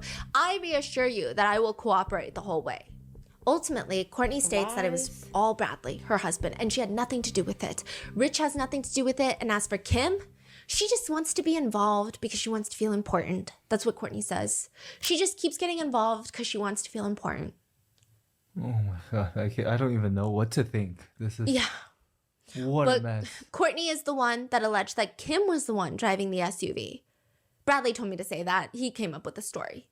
And then the police are like, okay, well then how did Kim's ID or debit card end up at the scene of the crime? Like, what's happening? She states that once Kim went on social media to say that Courtney and Bradley were responsible for Becca's murder because Kim had gone on some lives and was like, you know what? I think they might be responsible. Bradley went back to the crime scene and planted Kim's debit card for the police to find for the purpose of framing her. Oh, and 2 months before all this happened, Courtney did remember seeing Bradley suspiciously look up online how to perform a C-section. So I don't know if she thought that he was suddenly going to go into med school with his criminal record and history, but she doesn't think anything of this afterwards. You know how like dumb all this shit sound? And then now all of a sudden the story done changed 10,000 times. And I honestly think every motherfuckers just trying to throw each other on the bus to save ass. Mm-hmm. And one of her scalpels is, of course, missing from her nightstand. The police are very messy. And I don't mean like disorganized, but like messy. Because after this conversation, they immediately run right next door to Bradley. And they do a second interview with Bradley. And they essentially tell him, guess what Courtney told us? Like literally, that's what they tell him. And the investigators tell Bradley that Courtney says the whole thing was a retaliation plot. That Bradley is mad that Rich turned him into the police last year. Oh, that's bullshit. You know, but her story doesn't make sense, Bradley. If you were just trying to get revenge on Rich, why would you cut the baby out, right? Bradley is not picking up what they're putting down, at least not quickly, or really at all. So they spill it out for him. And you know, it's odd because Courtney was the one who told her sister she had a baby in the NICU that she was waiting to bring home. Mm-hmm. Right. And she's the one that kept trying to get custody of Becca and Kim's children. I'm sure Courtney stabbed Becca because she did have a hunting knife. That knife was dumped, but it might still be in a trash can. And this is where we get what seems to be so far the most believed and the clearest version of events. Hold up. Clearly, the police is almost trying to get Bradley to switch his finger from Kim to Courtney. Yeah, so the police know, they have a good idea that it was Courtney and Bradley, so it doesn't seem like they're trying to get a false confession, although maybe the defense attorneys will use it against them. But yeah, but why Bradley was so adamant on Kim? Like, why? It seems like he still wanted to protect his wife to some degree. And Courtney didn't care. She was like, take my husband. He's the guilty one. So the police come in and they're like, Courtney said it was you, just like you expected it to be. And then they're trying to tell him, but we know that's not the truth because Courtney's also weird. Okay. I mean, well, they are weird for Yeah. sure. That's for sure. But it's just like, okay. Yeah. So then Bradley starts telling the police, Becca was in the truck with Courtney and Bradley. So after ice cream, I don't even know if they went to get ice cream. It seems like they were just in the truck. He doesn't clarify. I don't think they went to get ice cream. But they're in the truck, all three of them. This is the final story from Bradley. Yes. Okay. And Bradley says that they were going to go drive to get Tide Pods. But before they can leave, he looks and Courtney just starts stabbing Becca in the truck in their driveway. Huh? What part of Becca's body did Courtney stab? I don't know. I jumped out the truck. What? They're like asking him, like, can you explain a little bit more? Courtney just grabbed the knife and started stabbing her. This is a direct quote. Just stabbed her in the chest as far as I know, but I can't be sure because I jumped out the car when Courtney started swinging, so I'm not sure. Eventually, another door to the truck opens and he sees that Courtney brought Becca out bleeding and starts making Becca walk. Becca is stabbed and she's 38 weeks pregnant. She cannot run away, and she walks her into the woods essentially. He says that Courtney stabbed Becca and in the woods took the scalpel that I guess she had already prepared and cut the baby out of Becca. He confirms that Becca is alive when all of this is happening, and she's actually begging them to hurry up and take her baby out and save her baby. Once the baby is out, he says that Courtney tries to do CPR on the baby while Becca is, again, still alive.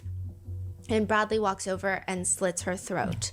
Bradley claims the whole time he's screaming at Courtney, "This is not right, this is not right," which is like a very bizarre understatement that I've ever heard. Bradley says instead of calling 911, he and Courtney take the baby. They do hook up Becca onto his truck and they drag her further into the woods. So they like hook her body onto the truck as if she's like an object of that you would move, I don't know, a tree log or furniture in that sense, or like a trailer. Hook her up on the truck, like I guess like the truck attachment thing? attachment, yes. Oh my god. And they drag her into the woods and they cover her with leaves. He says that he has no clue if Becca is alive or not, but they just leave. They take the baby into the house, and that takes approximately 5 minutes, at which point Bradley doesn't hear the baby breathe or cry for the entirety of the 5 minutes it takes to get back into the house. And when they get back into the house, Courtney walks in, goes into their bedroom, puts a towel on their bed, places the baby down, continues CPR. That goes on for about 15 minutes before she walks out with a trash bag. And the baby is in the trash bag. And she just puts the baby out on the porch for the rest of the night because they want to get rid of the baby right before trash pickup day. But she does make one comment the rest of the night that Bradley claims he remembers, which is, "That bitch killed my baby." And she seems to be referring to her biological daughter, who is the mother of the baby. That she Killed both of them. tortured. And killed both of them, yeah. You believe that true story? He says that This is like the one of. I don't even It's know. the most This is believable because it matches with. It's so cold blooded. But it still doesn't explain Kim's ID card. That's the only thing that's throwing me is the fact that her debit card was found on the scene. Let's like said earlier, Planet. Unless it was one of those trying to put it on her. Because if you kill your I daughter, don't know where they would Becca, have gotten it from, or would she have left it behind, or y'all swiped it off of her some way somehow while or she was over there? involved, Or she was also involved. That's the only thing I can like think of. But cool. And also because the friend already said Kim and Becca didn't really get along. Is Courtney and Kim relationship stronger than Becca and Kim? I mean Becca and Courtney. I guess so, because they both have a mutual, I guess. Well, they all fucking the same dude, so Yeah. I don't get it, bro. And she is so blatant about it. It's so, and they're on live streams and they're talking and she's saying like, "Shut the fuck up, Araya, like how dare you say I would hurt my child." She even tells the police, according to the affidavit, quote, something along the lines of like, "Why would I could never do that to my child." They were also on live stream saying crazy things like, "Who could do such a thing to a pregnant woman?" He claims that he saw Courtney put Becca's baby into a cooler and then into the trash bag, and they left the baby out on the porch the rest of the night before trash pickup day. Bradley says that he's not the one that burned the seat covers, but it's probably because there was Becca's blood all over the seat covers.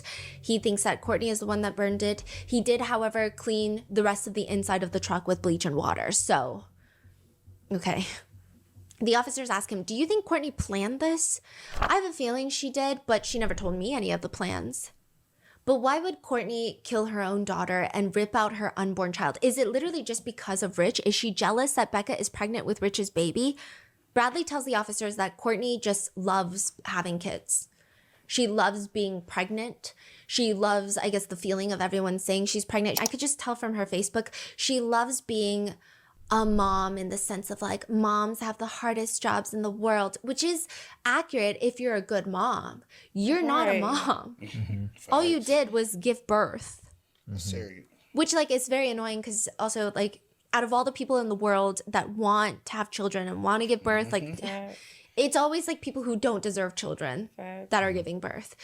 And Bradley tells officers that Courtney was really into the idea of adopting a baby. So it does seem like she miscarried a few times and she is incapable of becoming pregnant. It doesn't seem like it was, I don't know if it was a health thing or she's just 40 and sometimes age does play a big factor, but they can't adopt a baby because he's a registered sex offender. That's true. So they're not going to just give them a baby on a silver platter. She can't get pregnant. And so she thought that this was probably, this is what Bradley thinks, and everyone's connecting the dots, the easiest way to get a baby. I don't know why she wants a baby. Yeah, but not only that though. Like she did that to Becca so weird, while she was alive. Yeah. Wanting a baby, she couldn't even give her the mercy of. Yeah. Right. See, that just Because I think that's not just you want a baby then. yeah. I mean, I think some people would, I guess logically, maybe Courtney was thinking that if Becca was dead, the baby would die. But I don't know. There's also people speculating that they were both high on meth when this happened, and meth can, I guess, allegedly make you more cruel. But meth does not make you kidnap your own biological child and cut her unborn baby out of her stomach. So I don't even like to really mention if they were high on drugs because, first of all, it's speculative. We don't know. We do know that they were frequent users of meth and that Rich Failer was a meth dealer at one point. So there is a lot of that. But I don't think that that is any sort of explanation. But ever since then, it seems that Courtney can't stand the idea of anybody else getting pregnant. Because even when Becca was pregnant with her first child, remember Rich claimed that she was trying to hit her with a baseball bat on the stomach? Because she just doesn't like the idea of anybody else being pregnant except for her. She needs to be the one being a mom. She needs to be the one having a kid, but she's married to a registered offender, so she can't adopt and she can't get pregnant. Courtney is confronted with Bradley's new version of events, and this is like the version that most people believe happened. Courtney says she tries her best to lie again, and she says, that's not true. Bradley just killed Becca in front of me. He was stabbing her, so I had to cut the baby out because Becca was like, save my baby. So I cut the baby out because that's my grandson. She said she cut Becca's baby out of sympathy, out of honor, out of familial ties, out of that was the right thing to do. And she conveniently had dental floss in her pocket to cut the umbilical cord. So she did confess to. Yeah. Okay. At this point, everybody is arrested. So Kim is arrested. This is her mugshot for tampering with evidence, lying to a police officer because But why is she part of this? How is she part of this? she kept lying. It seems like at one point she finally knew what happened, but she was lying. So she would point the finger at Rich, then she would point the finger at Courtney and Bradley, and then she was sending people on a wild goose Why chase. is that? I think that she didn't know the smartest move for her to make. She claims that she was being blackmailed by Courtney and Bradley, that they told her that we have your stuff, we have your debit card. If you don't make everyone believe it's Rich, we're going to plant your stuff at the scene of the crime. So she claimed that she's been blackmailed. Yes. So she started lying about Yeah. what? And she was arrested for tampering with. Evidence, lying to a police officer, and filing a false police report. What do you mean? Because they're assuming that she knew that Becca was not missing, that she was dead. Oh, already the second day. So like her police report that she probably filed out was probably full of lies. Because I don't know what's going on with the cell phone too. She's the one that give them the cell phone. Yeah. Pin? She says that she got it from Rich, but no one really knows. And how is Rich Oh, yes. connected now? He's also arrested. Rich Failer is arrested, but then he's subsequently let go. He has no charges right now against him related to this case. I think he has a separate domestic violence charge that's open that has nothing to do with Rebecca, but he was briefly arrested. You think he got something to do with it? I kind of don't think he does. Nah. I don't think he does. And I'm wondering, like with Kim, I wonder, did they plant her debit card there, or did she possibly go there and like see the body, or see like Rebecca, like they took her to like the scene, and somehow, because they all stupid, it probably fell out of a pocket or something like that, or they did like plant it, because I'm still confused on how I got on the crime scene. Or near the crime scene. I do think these three got something to do with it. I definitely do. But yeah. But how far? I don't know. But I do think these three have something to do with it. Maybe because... Okay, but how does Rich like how when did he find out, or how did The he find general out? consensus is that Rich has no idea what's going on.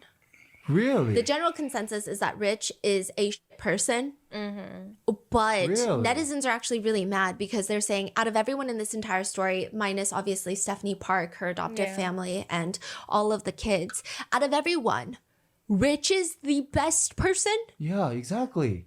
Yeah. I find that so hard to believe. Yeah. It seems like he is a person, but probably not guilty of Becca's murder. He had a version of the story, correct? Yes.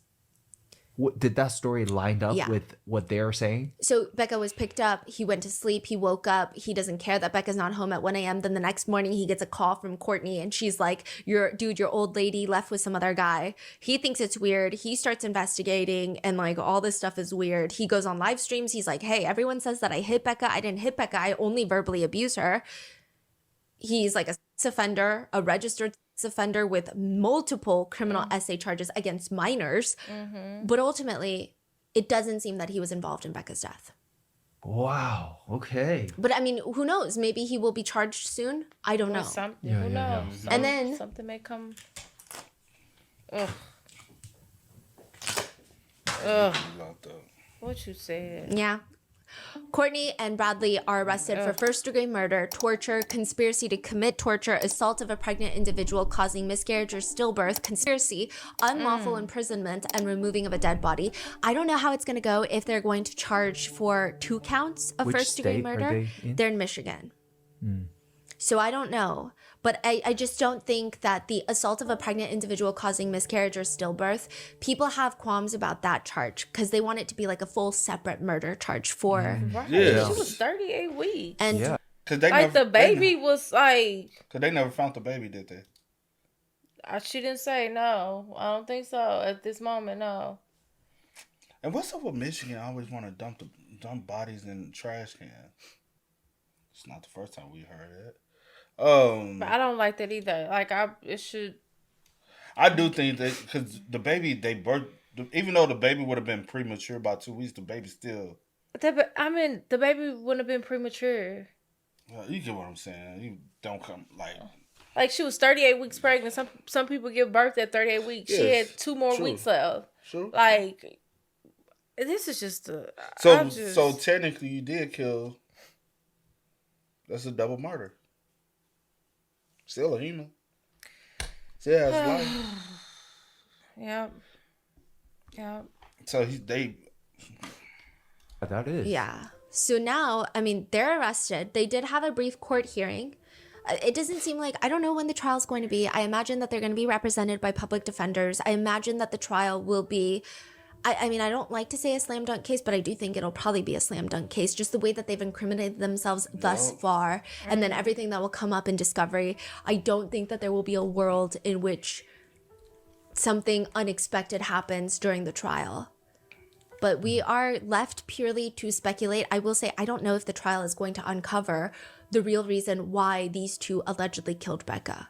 Is it really just because they want a baby? Is it because they don't care? Is it like a torture element to it? Like, it doesn't make sense. Exactly. And I mean, I don't have answers for that. I don't think we'll ever get answers for that, even if there is a trial. Wow. But with that, I will leave you with netizen comments. What is Yes. Stephanie Parks? Stephanie Park's family have started the GoFundMe for Rebecca's sons. Stephanie Park is raising Rebecca's 2 sons and Kimberly's daughter.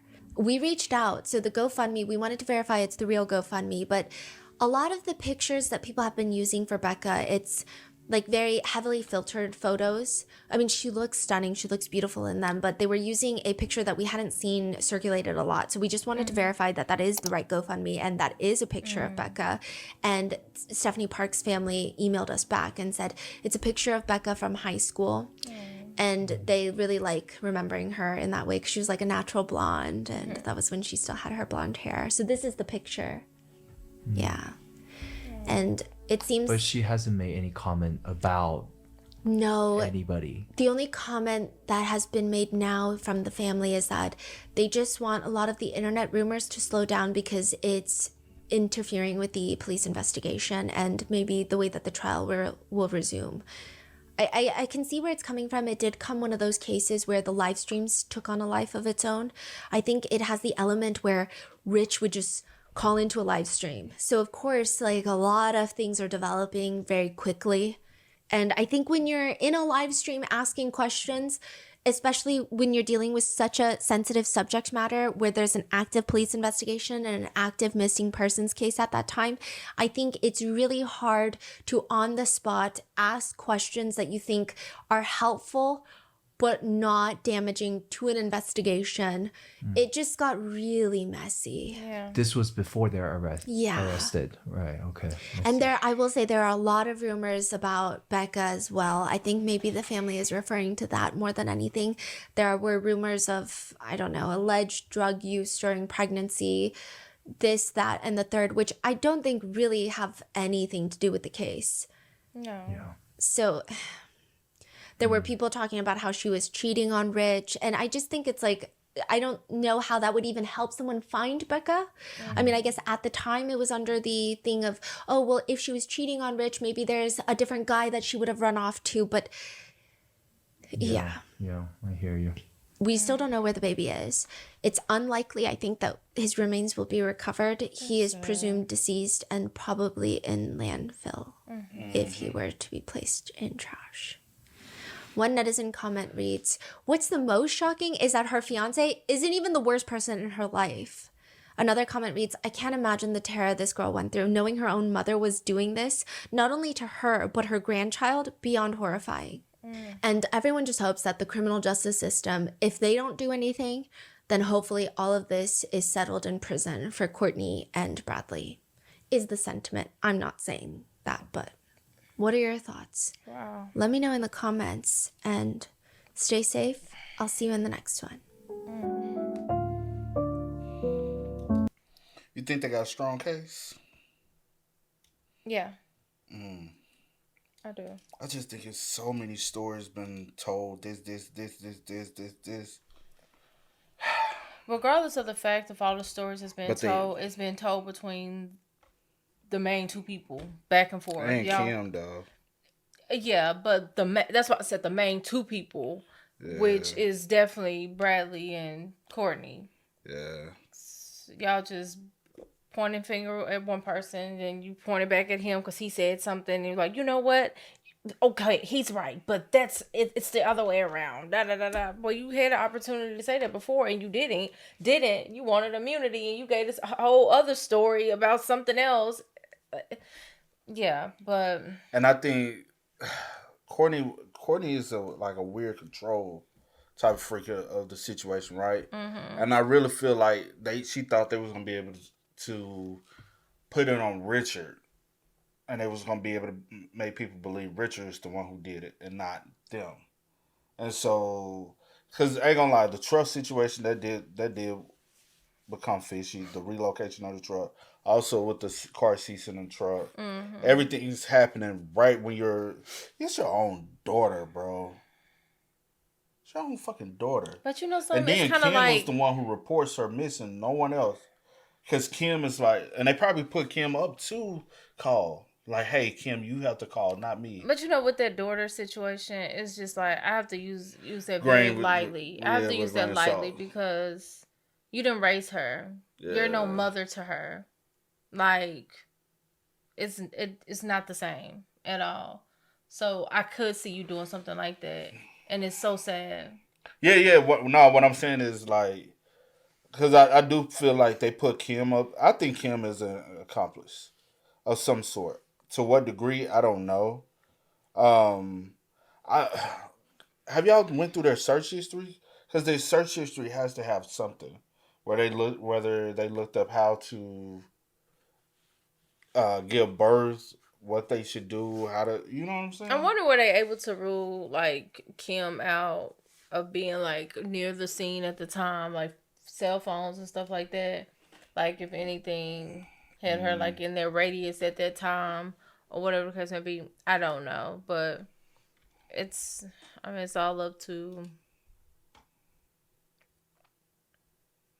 the courts to get all the information and piece everything together. But yeah.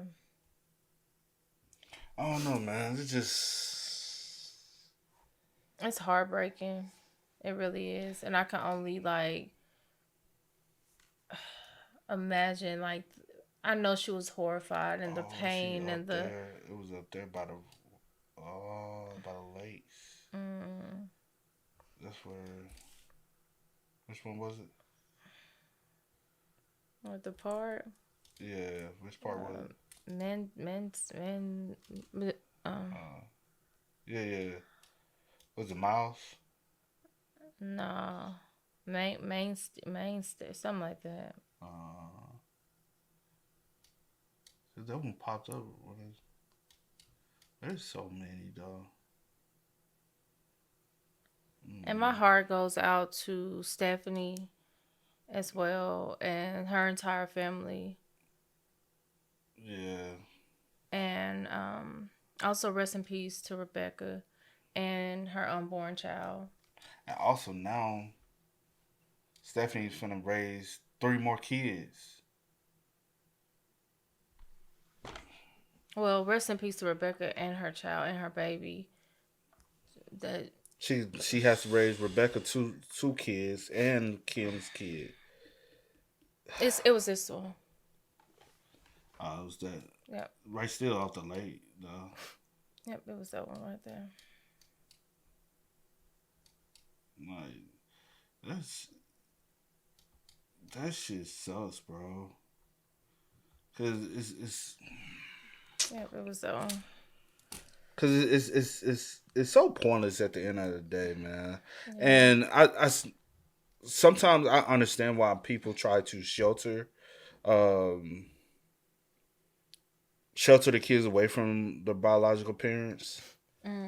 Because you just never know. Because I think because I've seen it firsthand, they kind of deal with like, hey, do I allow them to have that relationship, or do I feel like it'd be better for them to not have a relationship? Well, I guess it was in this case, it was kind of like she just had the relationship when she turned 18. So it's like now legally she's an adult, right? So she can make her own decisions as far as like if she wants to have this connection.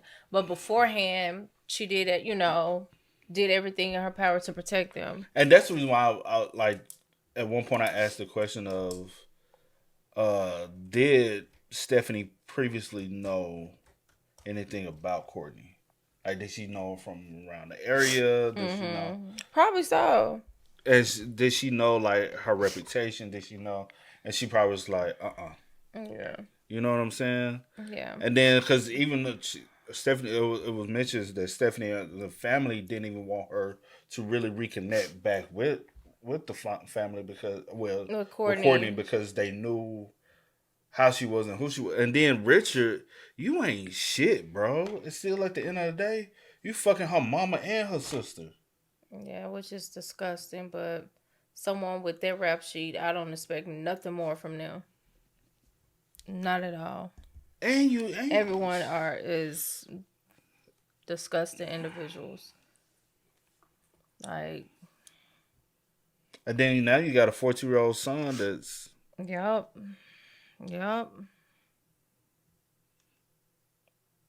Everyone just thinking of selfish, just thinking about themselves. What I just really cannot wrap my head around it. I'm just like lost for words. Then I thought about it, right? Mm-hmm. Her sister, Courtney's sister. Mm-hmm. Do you find any of this bizarre? Probably so. That's probably why she was asking the questions. Like, huh? Like, no, I'm saying even though the fact that she told you her son died that night, right?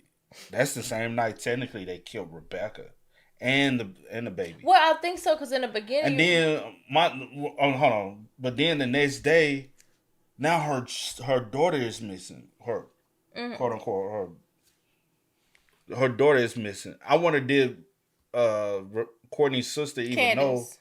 Okay, that's her name. Candace. Did Candace even know about that she was in got reconnected back with Rebecca and Kim? Maybe so. That's what I was about to say in the beginning. She's like, Stephanie said that she started like, I guess Candace started putting stuff together. Like, first of all, no one knew you was pregnant. Where did this baby come from? And then she's putting two and two together. And then now all of a sudden, Rebecca is like missing. I'm saying, but we never heard if Candace said anything. Yeah. And I was basically what I'm saying was I wondered did Candace like ever like clicked in her head. Some don't seem right. You just told me you had a son that died. But your daughter is also pregnant, and your daughter is missing, and where's the baby? I wonder did it ever click to her that it's a possibility that Courtney did something. Yeah. But again, rest in peace to Rebecca, though. And bunch of backwood ass shit. It was a little boy, right? It was going to be a little boy. Because that's why she said a son. Because I really feel like the plot was to take the baby and raise the baby as if it was hers and Bradley. I don't know how you thought you was going to get away with that. Even that alone. Anyway. Because then what happens? Rebecca just missing? And y'all just left her out there. Just left her out there. Y'all didn't have no plans for shit, bro. Let her out there with just guts open and basically had a old fashioned C-section. Just cut the baby out. I didn't know what the fuck y'all was doing because you ain't a mother, bro. What the fuck, Bradley? You ain't. That's a crazy case, but it's so sad at the same time, bro. Because all that could have been. Yeah, I just pray for proper justice. True. Yeah. True. But y'all spam us up in the comments, man. Let us know y'all thoughts about it for us in the comments down below. But until next time, y'all know how it go, man. I do go by the name DJ New Kid. This is Sierra Nicole. We are. Kid and C. We are. No time to kick it, got a stack of flip for my foes.